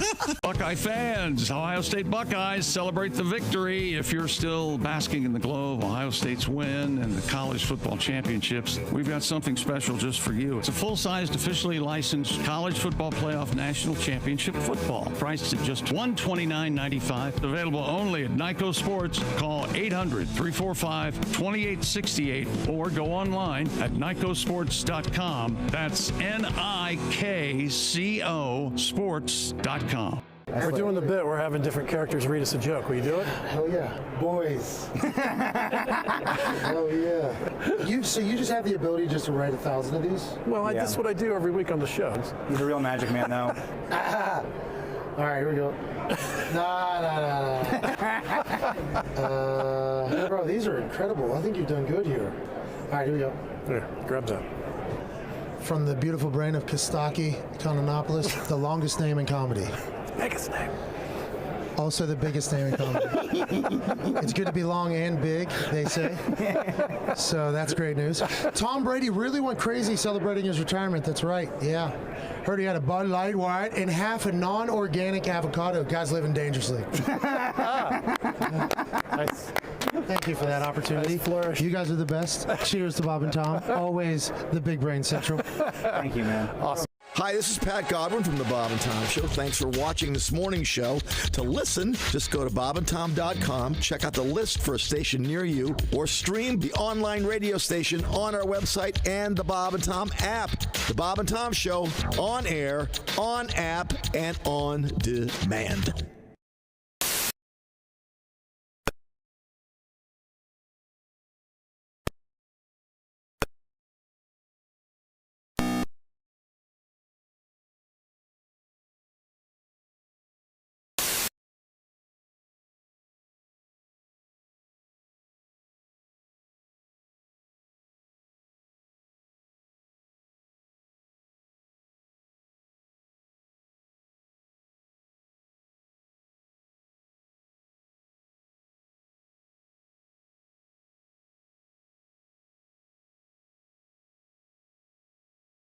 Thank you. You're welcome.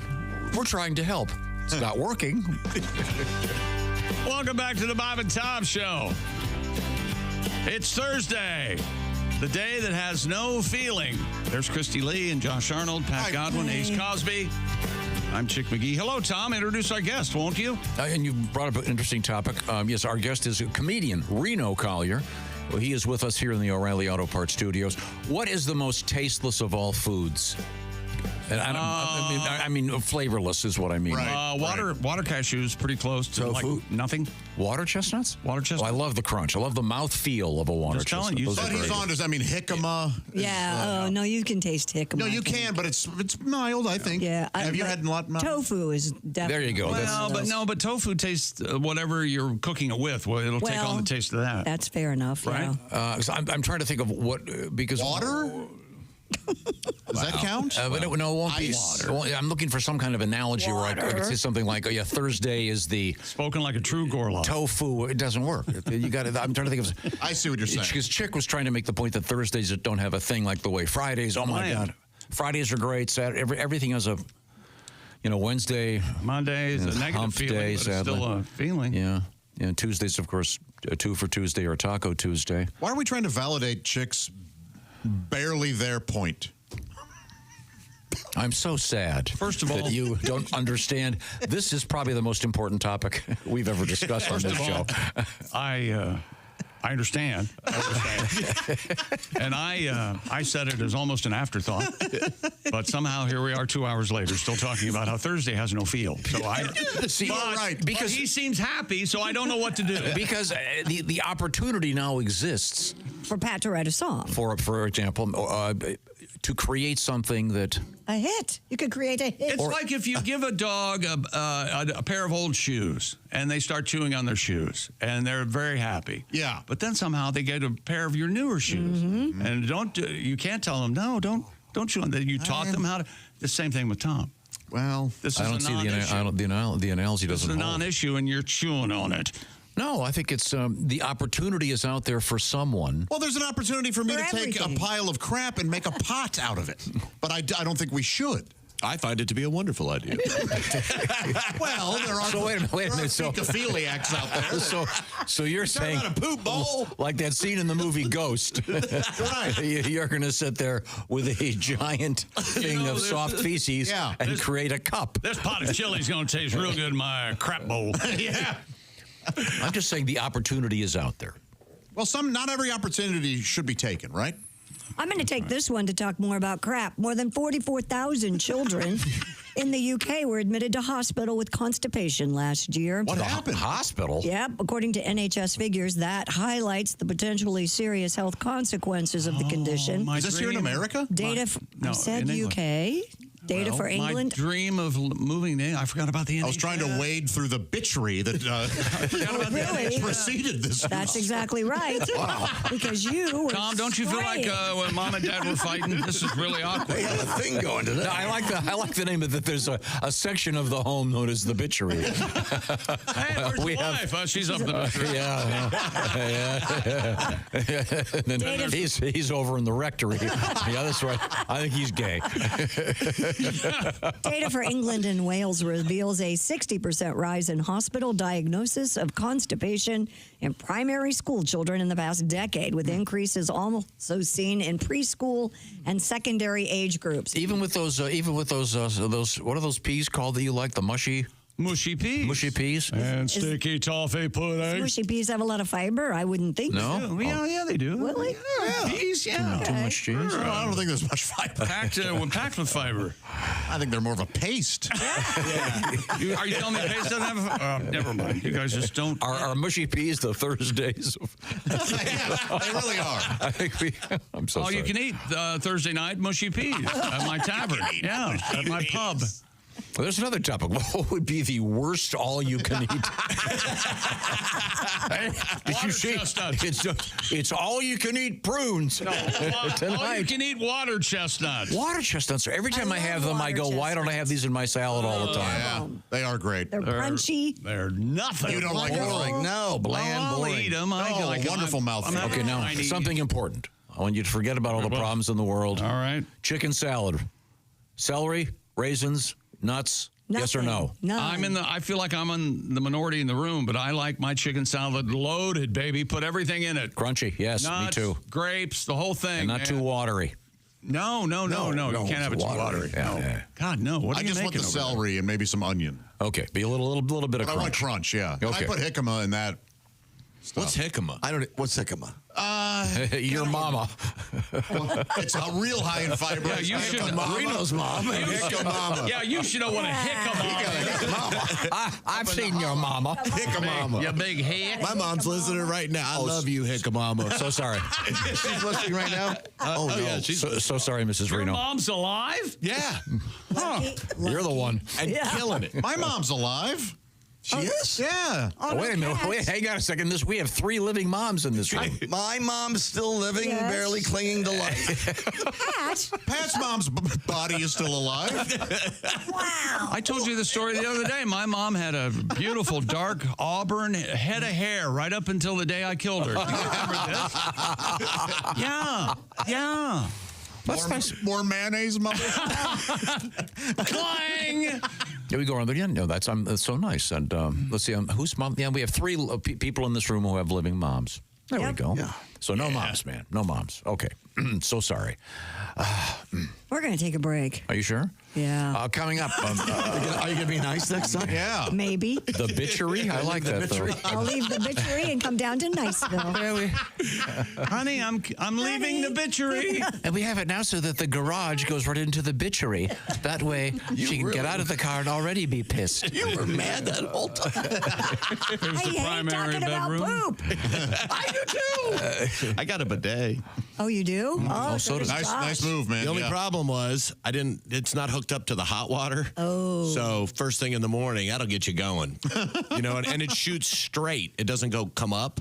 It shoots out of the back. Yeah. Which kind of, Is this an aftermarket bidet? it's on Amazon.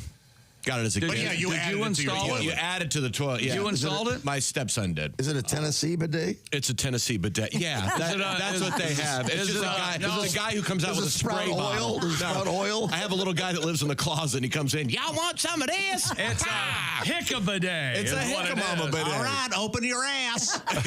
Where's Here it comes. I told my wife. I'd like to go to the bitchery with Christy right now. Ace has a heck of a day. The best thing is, Josh, if you sit on it backwards and face the wall, it does a totally different thing. Wow. Well, thank you Know a so little much. bit about Reno now. We'll be leaving. These are the O'Reilly Auto Parts Studios, and this is the Bob and Tom Show.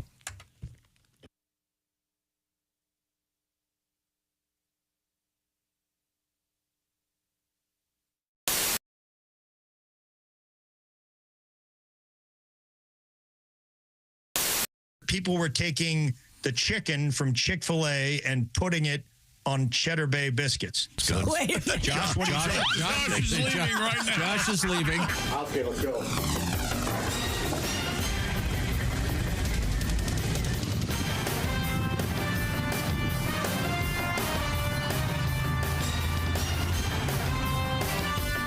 Come on.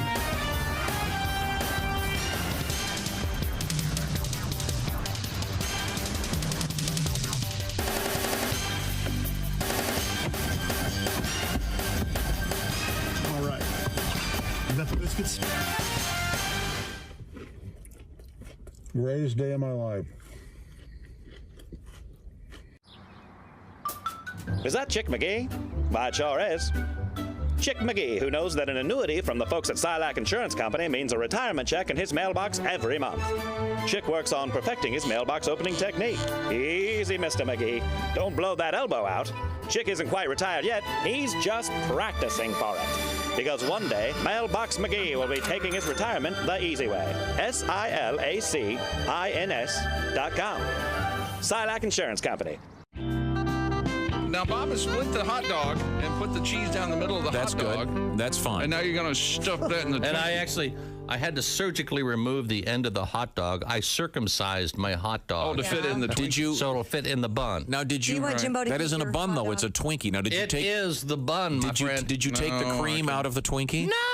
No, you don't want to do nuts? that. Why would you take the Why cream would out you of the take Twinkie? the cream out? I'm going to take the Twinkie and shove it in there. Take it, Twinkie. Oh, the Twinkie split open. Look at that. Let me see. Hold up your Twinkie. Now, Bob's looks. Oh, boy. How does it taste, Bob? Bob is now taking a bite of the cheese Twinkie hot dog.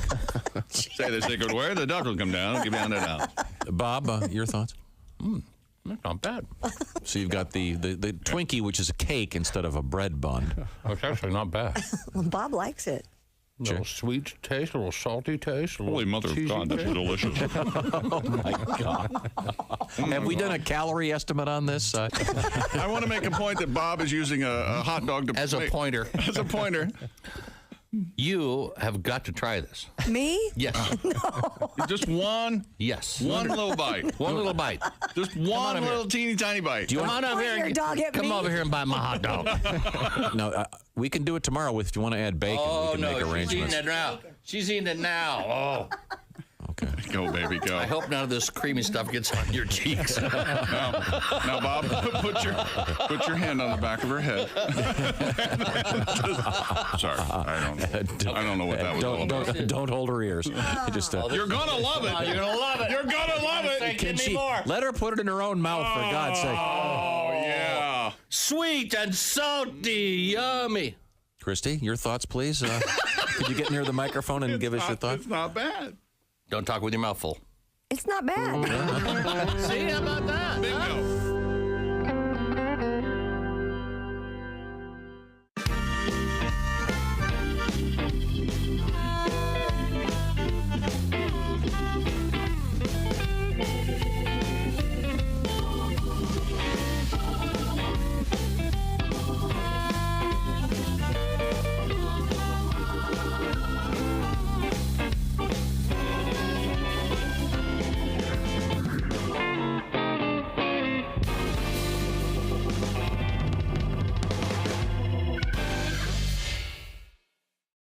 We have the young Shane Moss, comedian from Wisconsin, now living in Boston. Yeah, I got the Ghost of Christmas Future. There you go. Right next to me. So.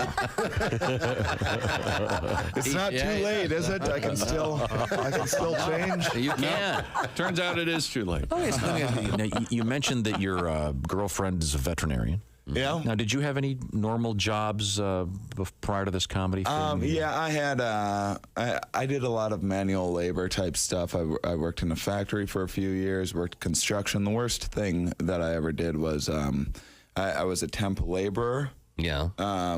Which was just an awful job, and there's like no health insurance or anything with it. There's just workman's compensation. So anytime I need to seek medical attention, need to be a work-related thing. You know, I'd have to call up my boss and be like, yeah, I don't know, I better go and see a doctor. It's just yesterday, I think I was just picking up a little bit too much weight, and I think I might have gotten herpes. Yeah,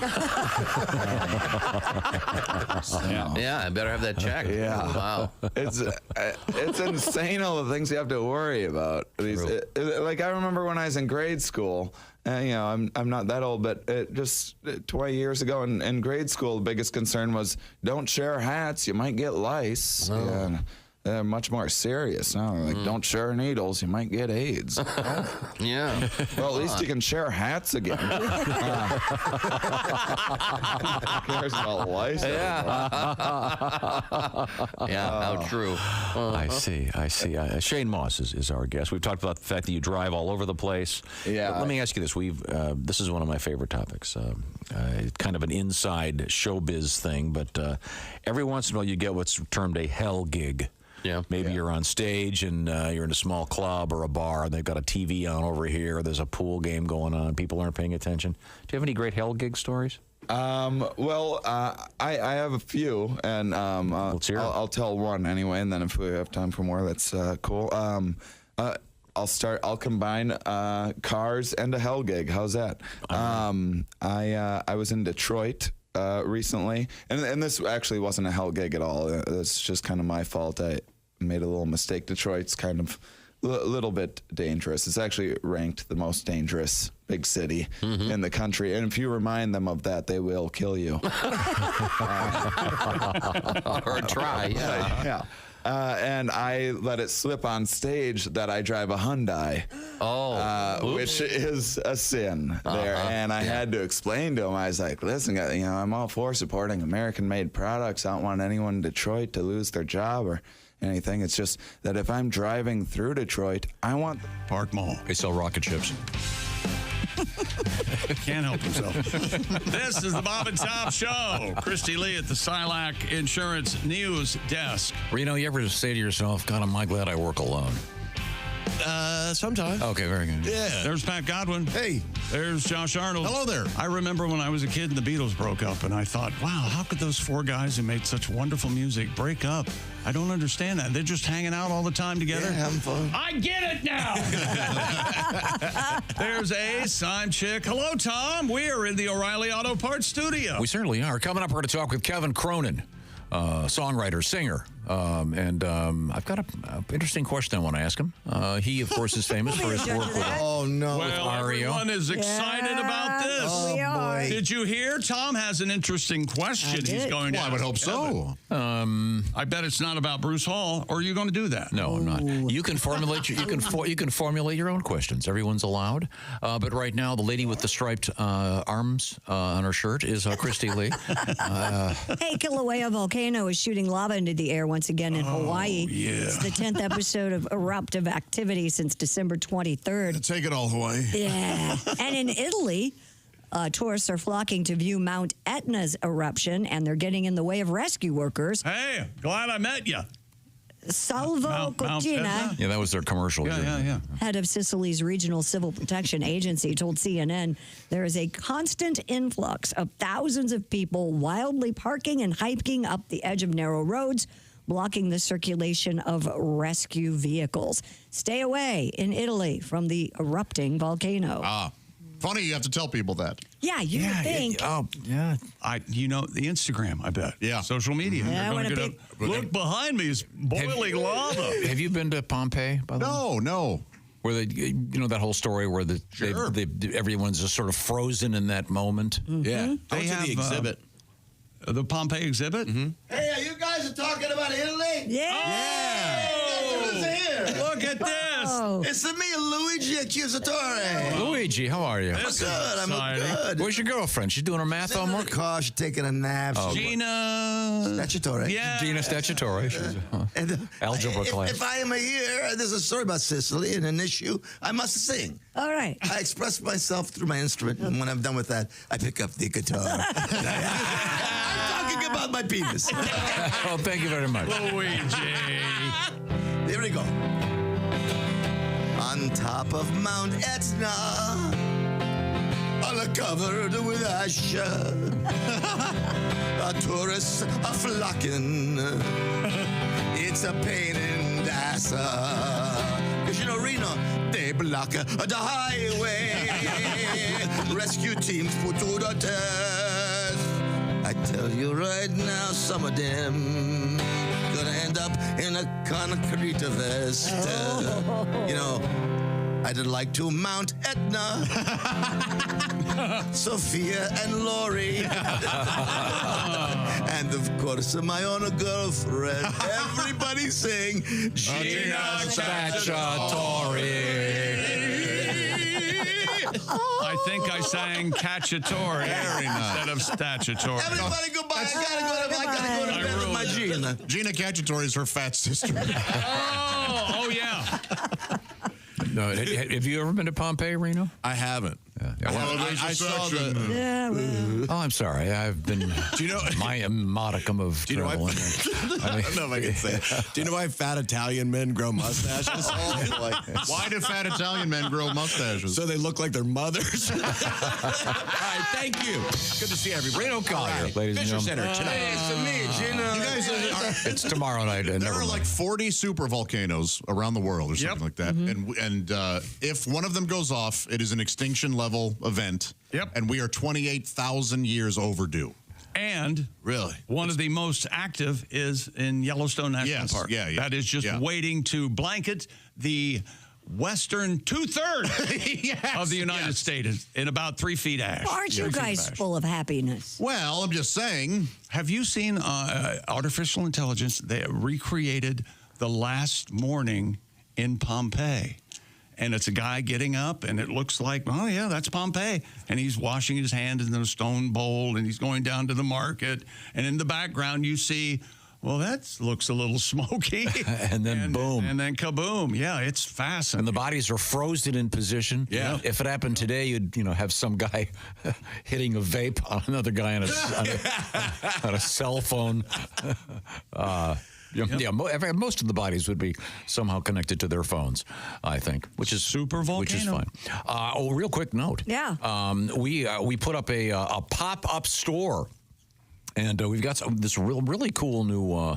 I'm not wearing one right now, but I think one of our guys. A lot of people around here are, Jeff, Jason. We have a new hoodie out there that's really cool with a great little monogram on it. Also, the special charity shirt. We whipped up a bunch of these. We're going to be selling them tomorrow when we do our special show from Iowa, and it's a benefit for the Stead Family Hospital. So this is really cool.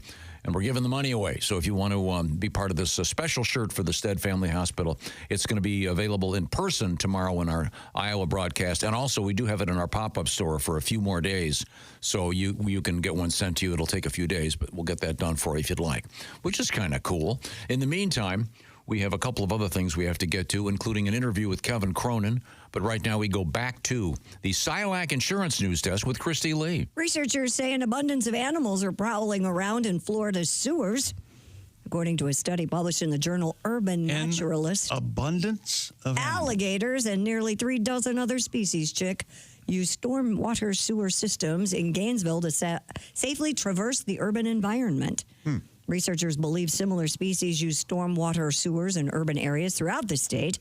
The study leader, Alan Ivory, told the New York Times it's like something out of Teenage Mutant Ninja Turtles. No, it isn't. 39 cameras placed in 33 sewers captured 3,800 animal sightings. I think the first clue is Teenage Mutant Ninja Turtles. Not alligators. Images show that's the whole point. raccoons, tree frogs, armadillos, bats, and as many as other 12 species of birds. I kind of assumed this, didn't you guys? Yeah, kind of. I guess. I don't know why I don't think of Florida having alligators in the. I think of New York as having Florida or alligators in the sewers.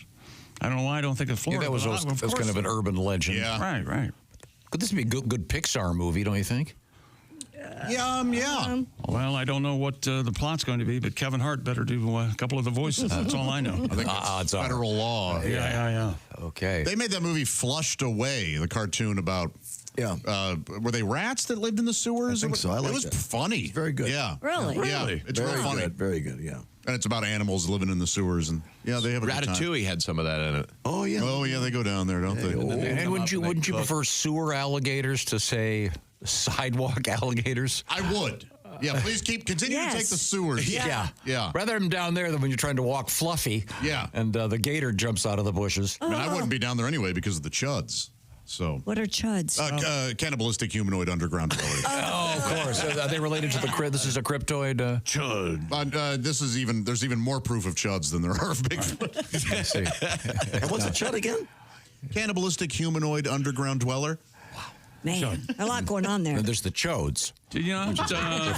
Well, there you can recognize them. Yeah.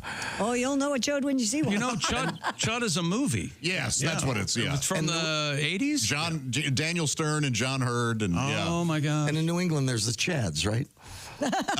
In Florida, there were hanging chads. Oh, there you go. You nailed it. This portion of the Bob and Tom Show brought to you by BetterHelp.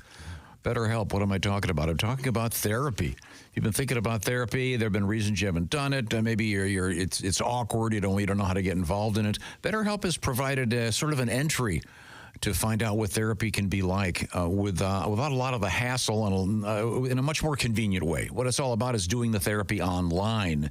And some 30,000 credentialed therapists are working in this program. Over 5 million people are working with those therapists as I speak. So see what I'm talking about by visiting betterhelp.com/BT show.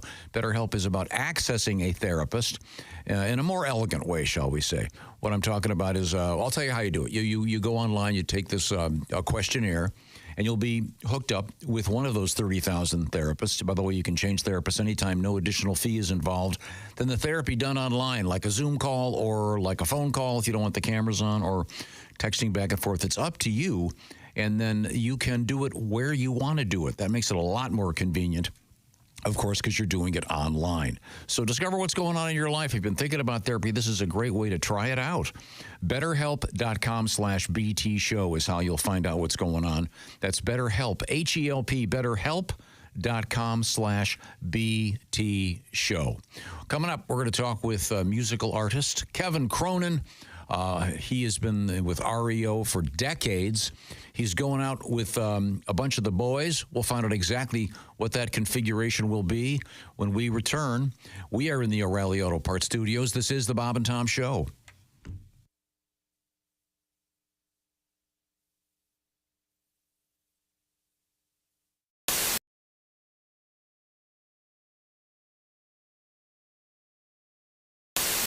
Hi, Christy Lee here. How would you like to go on vacation with me? No, seriously. Join me September 28th on a journey through the lovely landscapes of England, Scotland, and Wales with Paulette.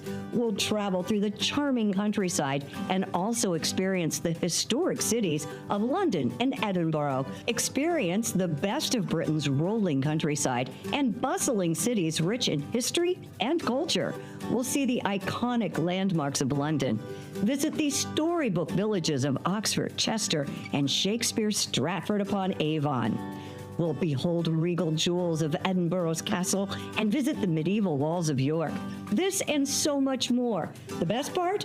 Paulette makes travel easy, including flights, meals, hotels, sightseeing, and local experiences. It's all planned for you. You can just sit back and have the time of your life.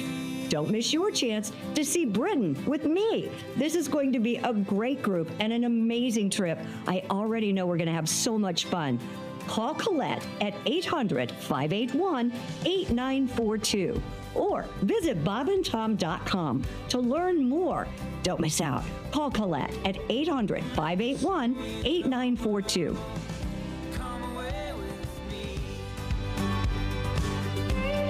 Behind me is the infield of the Indianapolis Motor Speedway. I'm here to give you some of the fashion do's and don'ts of the biggest party at the race.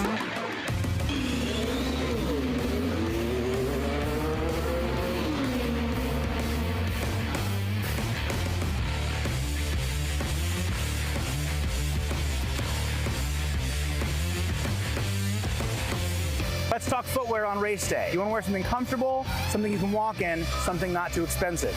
My choice, the Nike Air Monarchs. They're in your garage, next to the lawnmower. Your dad wears them. Don't wear this. This is a Croc. I don't care if it's in sport mode. The holes do give you hilarious tan lines, but you don't want to get any trough juice on your little toesies. If you run into a man wearing these, run away. Any man wearing weatherproof boots at the track has a mind for destruction. He washed his face in the trough this morning. He's been drinking Mountain Dew and moonshine since 6 a.m. If you bump into him, give him a go Colts and keep it moving. What to wear on race day. In the morning, it'll be a little colder. This is my favorite piece of clothing that I own. Indianapolis Motor Speedway. No big deal. Any shirt with the name of an alcohol and the word racing is one of the coolest things you can wear here. This one's sort of a deep cut. Rolling Stone shirt. The concert took place at the Indianapolis Motor Speedway. Colt skier will do, but I say go the extra mile. This is a Colt shirt with a St. Elmo shrimp cocktail. I'm not a big fan of wearing sports jerseys for a team that is out of season. Colts aren't playing, and the Pacers also aren't playing. Quick rule for basketball jerseys at the race. You want to wear your Larry Bird Indiana State jersey? Don't. You want to wear your Reggie Miller jersey? Don't. Rick Smits? Don't. Paul George? Don't think about it. George Hill? Not at all. It's too expensive, too cool, and it's going to get covered in Busch Light. You want to wear a Lance Stevenson jersey. Any Pacer that was here less than 3 years. Maybe a Danny Granger jersey. If you're wearing a basketball jersey, pop it off around lap 50. I hear you. Willie, I have a gut. If you're embarrassed about being fat, move to France. This is America and you're allowed to have a gut. You're saying, Willie, I got pimples on my back. I got stretch marks. This time of the year, that's your stars and stripes, my friend. Pop it off and let that flag fly.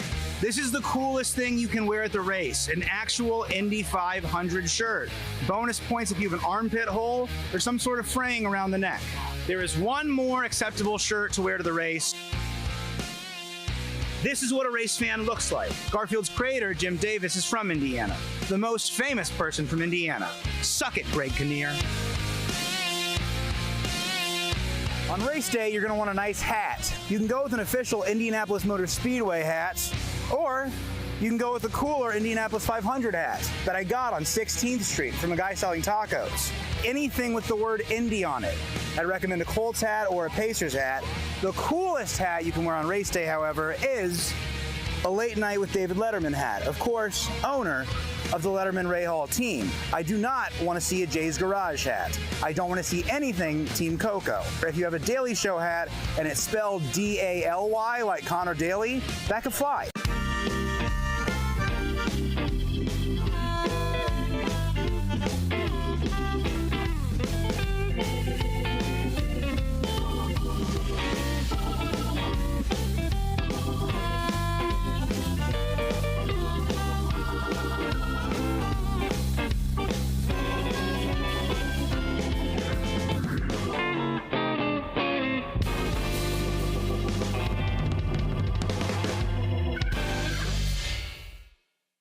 When you become a Bob and Tom VIP member, you get more and less. Wait, what? Which one is it? More or less? It's both. VIP members get more stuff to hear and less commercials not to hear. So Bob and Tom VIP is a good deal? Yeah, more or less. So how about giving Bob and Tom VIP a try? Get the link at bobandtom.com.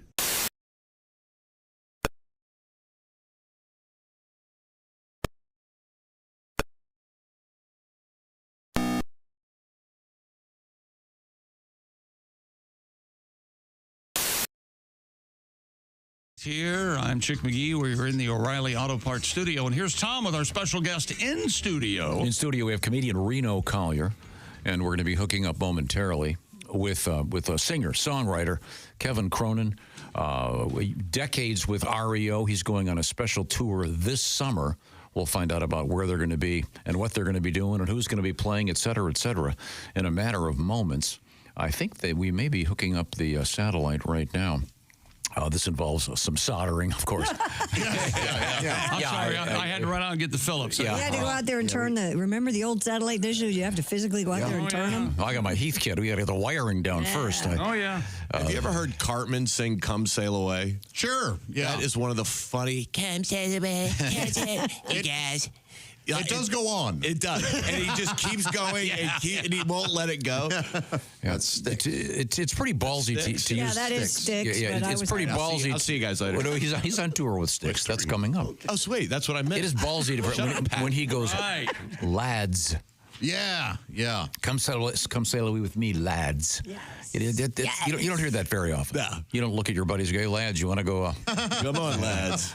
Me and the lads Let's go drink a pint. went bowling the last night. Speaking of beer, while we wait, officials in Florida say an overturned semi spilled 44,000 pounds of beer on I-75. Well, now, how is that a way to tell us how much beer that was? Yeah, that's an odd measurement for beer. Oh, okay, I The get it. Florida Highway Patrol in Tampa said the tractor-trailer driver was attempting to exit to a rest area when he failed to negotiate a curve. Whoa. The truck overturned, spilling a large volume of beer along the road's shoulder. You seen the pictures? Not of there's a fraternity having a candlelight vigil. Photos taken at the scene show cases upon cases of Busch beer and Budweiser. Okay. My favorite. And I think we got Mr. Cronin right now. Okay. There we go. I can see him. Mr. Cronin, yes, that's how I prefer to be addressed. Thank you very much. We are joined by Kevin Cronin. I at his house, it looks like, with some pretty fancy gold and platinum records there behind you. Well, you know what? I'm actually up. I've got a little loft here, and I grabbed. I wanted to feel. This is where I write. This is where I. Do my vocal sessions. It's my creative space here. So I just grabbed, over the years, we've been so fortunate to have amassed quite a collection of this stuff. But I picked the ones that meant the most to me and brought them up here. I got my original sheet music of "I Want to Hold Your Hand" back there. Got my letter from Stephen Stills over here. So right. It's just kind of an inspiring place for me. And wasn't your dream to want to at least sing with Stephen Stills at some point? Dude, it was, my daughter talks about manifestation, how if you think something and imagine it as happening, that it will happen. But for me, with when that first Crosby, Stills and Nash record came out, man, I ran to my girlfriend. I bought it, ran to my girlfriend's house, and put on "Sweet Judy Blue Eyes" and listened to it 12 times in a row. And that's where the journey began. It's a pretty cool story. I write about it in my book, which I will finish one of these days. But Stephen and I ended up. I mean, we're friends to this day. I did a gig with him, actually with the Jim Irsay collection. I know you're probably familiar with Jim, and he does this cool thing where he brings his memorabilia all around the country, and he's got this amazing band. Kenny Aronoff, Mike Wanchik, Kenny Wayne Shepherd, Mike Mills from REM. This great 12-piece band, and he brings 3 or 4 singers out to play a few of their hits with the band, and the last one we did together, Stephen was there, and I got to do a duet with him and almost cut my hair in honor of David Crosby. And I was like, you know what? That's it. My bucket list is empty. I'm good. Well, anything that happens from here on in is just icing on the cake for me. We're speaking with Kevin Cronin, a veteran of the band REO. You're going out with a new outfit, kind of, this summer. It's Styx and the Kevin Cronin Band Brotherhood of Rock Tour. Give me the details on what's happening. I know it's going to be starting up in late May, and you're going all over the place. Who else is on the tour now with you? Well, the band that is with me, it's a weird thing. Anyone that saw REO Speedwagon anytime since November of 23 knows that it's Dave Amato and Brian Hitt, who've been with me for 35 years. Derek Hilland, who, when Neil Doughty retired, Derek took over on keyboards. He played with Whitesnake and years with Rick Springfield. And then when Bruce went down with serious back issues in November of 23, we were so lucky because it was a week before our Vegas residency, and we were lucky that Elton John had just retired, and his bass player Matt Bissonette was a friend. He came in and subbed for Bruce for those gigs, and there was just a chemistry that happened with the five of us, and so we've been together ever since. But sadly, as of December 31st of 24, I kind of got outvoted 2-1 that I could not continue touring with the name REO Speedwagon. And honestly, it's been really difficult. It was devastating, and it still kind of is. But I'm devastated, but not defeated. And so that same band playing the same songs, just with a new name. It's if you liked REO Speedwagon last year, you will like the Kevin Cronin Band, and also check it out. So we're gonna. We decided that we would perform the entire High Infidelity album, which we had been doing in Vegas, but we've never done it on a large-scale tour. And our buddies in Styx are going to be performing the Grand Illusion album in its entirety. That'll be cool. A bunch of their hits, a bunch of our hits, and Tommy Shaw and I have had each other's backs for many, many years, and I'm really grateful to those guys for having faith in the Kevin Cronin Band. With a tour that's booked as Styx REO Speedwagon, that's a no-brainer. That's just but it's, even though it's this, as I said, same song, same band, it's without that REO Speedwagon name, it's a little bit difficult for people. And so, I appreciate you guys having me on because, I'm just trying to reassure the REO Speedwagon fans all over the country that they can count on me to deliver them the REO Speedwagon experience, even though I can't call it REO Speedwagon anymore. So thank you guys. Of course. Of course. This means so much. I have two dumb questions for you. The first one is, all right, sometimes when you were coming up, was it weird being on stage and not holding a guitar ever? Or do you always want to be at a keyboard or a guitar? Or can you get out there with just a mic and be comfortable? Or was that awkward for you? Is it now? You know what I'm saying? Yeah, I know exactly what you're saying, Mick, 'cause I'm a guitar player. I've been, I started taking guitar lessons when I was 11 years old. And I was never a lead singer when I first started. My band was a kind of a harmony band. We were kind of Buffalo Springfield, Birds, Moby Grape, that kind of stuff. And when Gary Richrath kind of found me by kind of accidentally up in Chicago and invited me to join REO, they were just a powerhouse rock band. The people around the Midwest especially remember that those early albums, and there were a couple songs where I didn't need to play guitar, so I just kind of took the mic, and I'm glad there were no videos back then because it was totally awkward. I didn't know what to do with my hands. It's like, what do I do? Do I stand with my hands in my pockets? Because REO's original singer, Terry Luttrell, was a great blues rock singer, and he had the mic stand moves, like he did this, had the mic stand spin and all this stuff. And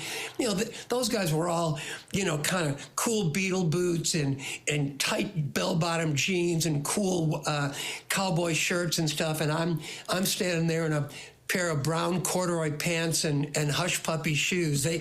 They looked like rock stars. I looked like I was late for poetry class. I understand, and this, please don't take this the wrong way. You have been taking singing lessons recently. So and I've heard you say in another interview you're actually singing better now than you were 30 years ago. I am proud of the fact that I am working with a vocal coach. My son Shane was accepted to the USC pop vocal program, and they accept 4 or 5 singers a year. And Shane, I should be so lucky to be able to sing like this kid. He's amazing. But after his first semester, he's like, Dad, my vocal professor, Jeffrey Allen, is amazing. You got to work with him. He'll change your life. And I'm like, yeah, right. I'm 69 years old. I'm going to change my life, right? But one thing led to another. And I swear to God, it occurred to me after Shane talked to me a couple of times over a year and a half span, that for his childhood and young adulthood, there was several times where I've said, told him something, given him some advice, and, maybe he didn't quite understand what I was saying. Maybe he didn't like what I was saying, but I would always say, Shane, trust me, I love you, and anything I'm telling you comes out of a place of love. And it occurred to me that this was my chance to show him that same respect. And that's kind of what got me to take my first lesson. And it's been almost 4 years now, and you're absolutely right. It has changed my life. My son was right. It changed my whole way of thinking about singing. It's hard to explain, but I really understand the instrument better now. I had so many things wrong. Some things I just had the opposite of what I was supposed to be doing. So it's been a long process, but I work with Jeffrey 2 or 3 times a week, and it has changed my life. I feel better than ever, and I'm singing better than ever. And my feeling is that you can't become complacent. I know too many people in my peers of mine who feel like they've had success, and they kind of start getting complacent, kind of just riding on their past accomplishments. And I know Tommy Shaw and I share the same type of feeling, that you got to continue to raise the bar, that you got to keep growing, you got to keep getting better. And I know Styx feels that way, Tommy feels that way, and I feel that way. And I want to be lifted up, and I want to lift the people around me. And if that stops happening, then that's not good for me. And so I gotta keep moving forward. Now, do you have any weird exercises you do now while you're backstage? Do you have yes. me, little scales? It sounds like a medium-sized animal being strangled if you're standing outside my dressing room before a show. There's but that's all part of it. There's I'm trying to think what the weirdest one is, and I probably can't even do it because it's so early in the morning here. But there's one where I go, start really low, like.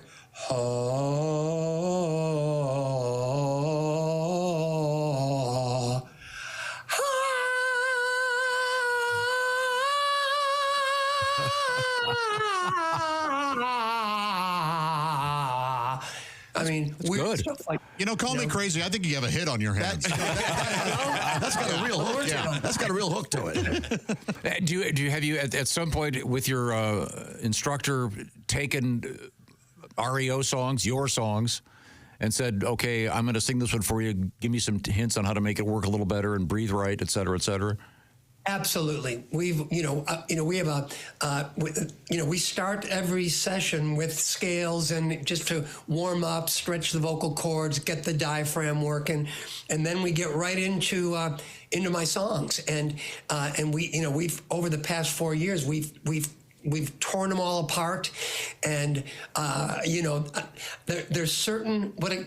It's a weird thing. There are certain consonants that kind of close down the area of your throat where vocal tone is enhanced. And, I used to be infamous for the way I pronounced the R consonant, I'd always be forever, that thing.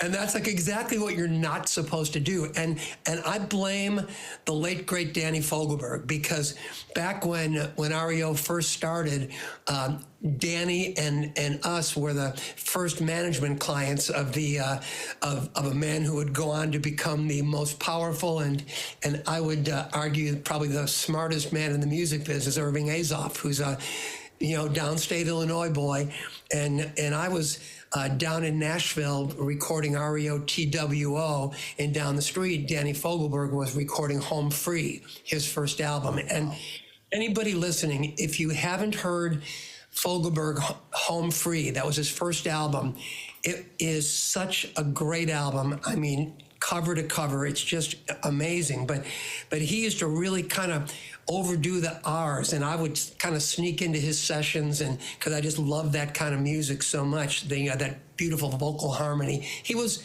basically the Midwest's answer to Jackson Browne and James Taylor, people like that, and so I blame Danny wherever you're there. Okay, we're speaking with Kevin Cronin. We're going to say goodbye. Kevin is going to be on tour this summer all over the place, doing a lot of the sheds with the great band Styx, and you can find all the information if you head over to Styx website. Will have it. You'll have it. Is the REO website going to have information about this tour as well? No. Do they go to your website then? Yeah, they go to kevincronin.com. There's a Kevin Cronin Facebook. There's all kinds of stuff like that. And if I could, just real quickly, we have the first ticketed show for the Kevin Cronin Band is actually Saturday night in Welsh, Minnesota at Treasure Island Resort, which is just a little south of Minneapolis, and it's our, it's kind of our launch of the new project, and so we're very excited. We'll be playing the whole High Infidelity album, every track in sequence, plus all the REO hits, Time for Me to Fly, Roll with the Changes, Can't Fight This Feeling, and of course the High Infidelity songs, Keep on Loving You, Take It on the Run, etc. Riding the Storm Out. It's like I say, it's the same songs, same band, new name. Okay, and give me the where and when in that one. It's not on my little sheet here. That is this coming Saturday. All right. At Treasure Island Resort in Welsh, Minnesota, which is I think it's about a half hour south of Minneapolis. So it's basically the Minneapolis area, and it's gonna be awesome, man. We're chomping at the bit. Like I say, Dave and Brian have been with me for 35 years, and these guys, Brian Hitt is like the ageless wonder of this band, and these guys. Brian sits at his practice pad and plays for a couple hours every night. Derek Hilland, who's on keyboards, in the practice room, I hear him just playing scales, working on his solos and his parts. Matt Bissonette is just a beast, great singer, amazing bass player. And of course, Dave Amato, also with me for 35 years. He's an amazing guitar player, the best guy to be in a band with ever. Got the whole crew stuck with me, so I really feel comfortable. I feel at home, and it's a shame that things kind of got messy, at the end of REO Speedwagon here. It was never my intention for REO Speedwagon to end. I always wanted to keep it going. I assumed that I would be able to keep it going. But, life has its way of, throwing knuckleballs at you, and you got to learn how to hit them. And so I'm just inviting anyone that wants that REO Speedwagon experience of high energy, positive energy, and just a good time. Come out and see the Kevin Cronin Band, and come out and see us this summer with Styx. And I'm shamelessly promoting here, but I believe in this so strongly. It's great. I can't wait to see it. Once again, Treasure Island this weekend. Do you have all the words memorized, Kevin? Well, that's no. You know what? Actually, there are a lot of people, a lot of my peers that have taken a teleprompter on tour, and I refuse to do that. I refuse to use a teleprompter. I refuse to use any pre-recorded tracks. Whatever I sing, that's what you're going to hear. And and I'd rather, am I going to hit every single note perfectly? No, of course not. I'm a human being, but I would rather, like when I watched the Saturday Night Live 50th anniversary, Paul Simon, Paul McCartney, these guys came out there. Did they sound the same as they did 30 years ago? No. But I would rather hear them the way they are now and have it be real, man. And rock and roll is meant to be real. It's meant to be natural. It's meant to be I can't get into the whole singing to a pre-recorded track thing. I will never do that. I will sing live until I can no longer do it. And you can do it a cappella. You just proved it. Kevin, we got to run. This is great news. We will put a link to your website, and people can remember all the REO stuff and see it live and in person with Styx this summer. It's great stuff. Thanks again, Kevin. Yeah, we'll see you. We'll see you in person. We'll take you on in some basketball again. I'm just going to say hi to Ace, and like I say, I still have a bone to pick with him from an old basketball game. But I'll get over it. I think you can take them now. I'm just saying. Okay, thank you very much, Kevin. Right now, we have to turn back over there to Christy Lee. Yeah, join me September 28th. We're going to take a journey through the lovely landscapes of England, Scotland, and Wales. You heard me right. This is a trip of a lifetime with Colette. We're going to see the charming countryside, experience historic cities of London and Edinburgh. We'll get to see Oxford, Chester, Shakespeare, Stratford-upon-Avon, Edinburgh's castle. Lots and lots of fun things happening this fall thanks to Colette. They make travel so easy. It includes flights, meals, hotels, sightseeing, local experiences, and me, your fabulous guide. All you have to do is sit back and have the time of your life. Don't miss it. It's your chance to see Great Britain with me. Call Colette 800-581-8942, or you can visit bobandtom.com/trip to learn more. That number again is 800-581-8942, or visit bobandtom.com/trip. We'll tell you all about it. It's going to be so much fun. You don't want to miss out. Thanks very much. We're in the O'Reilly Auto Parts Studios. This is the Bob and Tom Show.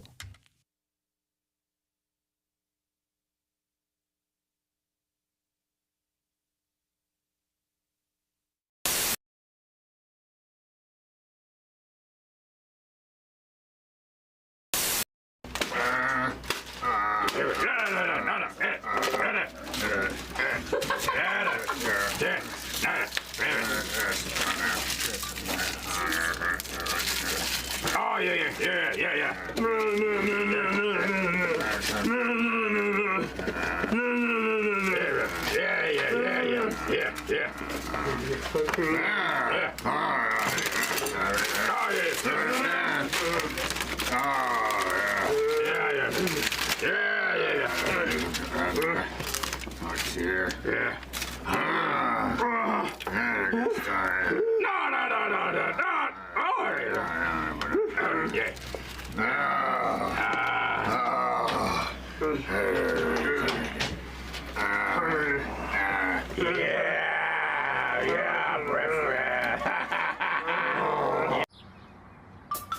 Is that Chick McGee? Why, it sure is. Chick McGee, who knows that an annuity from the folks at Silac Insurance Company means a retirement check in his mailbox every month. Chick works on perfecting his mailbox opening technique. Easy, Mr. McGee. Don't blow that elbow out. Chick isn't quite retired yet. He's just practicing for it. Because one day, Mailbox McGee will be taking his retirement the easy way. SILACINS.com. Silac Insurance Company. Screen Door Productions presents A Day at Fergler's Hardware.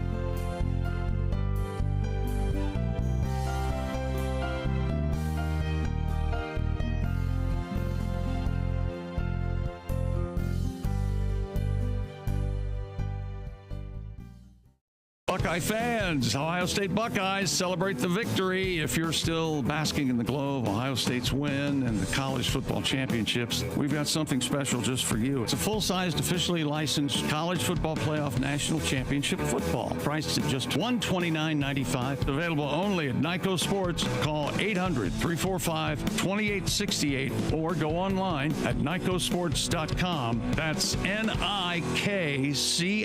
sports.com. When you become a Bob and Tom VIP member, you get more and less. Wait, what? Which one? Which one is it? More or less? It's both. VIP members get more stuff to hear and less commercials to not hear. So Bob and Tom VIP is a good deal? Yeah, more or less. Hey, looking for the link to sync with Bob and Tom VIP? Yeah? It's right there at bobandtom.com.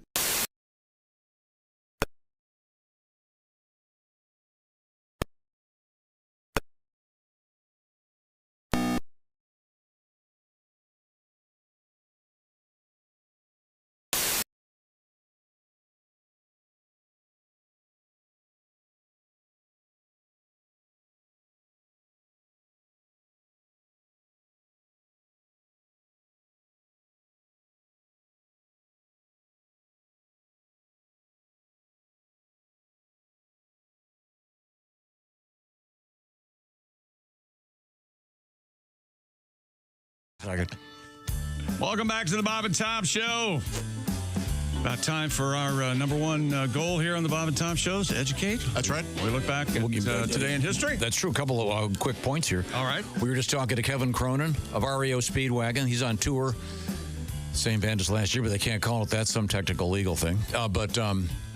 And Reno, you had a suggestion for REO? I was just thinking, they can't use REO Speedwagon anymore. So if they hooked me onto their tour, they could call it RENO Speedwagon. Yeah, not bad. You see what I mean? Mm-hmm. Flows on a T-shirt. Wow. Yeah, that could be tied up for years. Yeah, Chick's right. If you do an RENO Speedwagon T-shirt, he did mention Mr. Azoff, Irving Azoff. He is the smartest guy in music. Is he? Yeah, you'd be in jail actually. Yeah. Well, he could sue me. I don't have anything. No, that's why you'll be in jail. It's debtor's prison. He's the Eagles manager. He has all the money. What is it? You can't get money from a stone? No, but we can put the stone in jail. Yes, very good. Very good. I'm going to remind you, we got our pop-up store out there at bobandtom.com, including our special charity T-shirt that we're selling tomorrow in person in Iowa. Hope you buy one. It's to benefit the Stead Family Hospital. Now, it is time for our history lesson. I have no idea what's going on.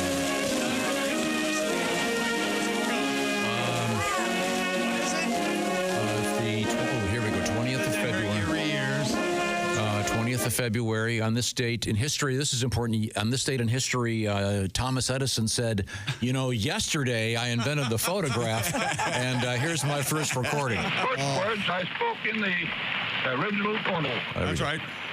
Mary had a tight little and everywhere that Mary went, I would get a visa pass. Oh, yeah. Famous first words. He was way ahead of everyone else as far as a slang went. Yeah, okay. Let's see. Today, this is a good one. 1959, 16-year-old Jimi Hendrix was fired from his first band for, quote, playing too wild. You will never amount to anything. 1959. Wow. Jimi Hendrix, of course, would later be in the Army for about a year. Yeah. And then... him and Elvis, same time. Yeah. Okay, now we have... not accurate. Now presenting wrong history. Hi, everybody. That would have been pretty cool. Yeah, no joke. Elvis might have helped. 1962, John Glenn, the first American to orbit the Earth. Allegedly, huh? Oh, God. Kubrick. Yeah. Well, that Sputnik thing, I'm watching a really good documentary about nuclear power and there we go. Race.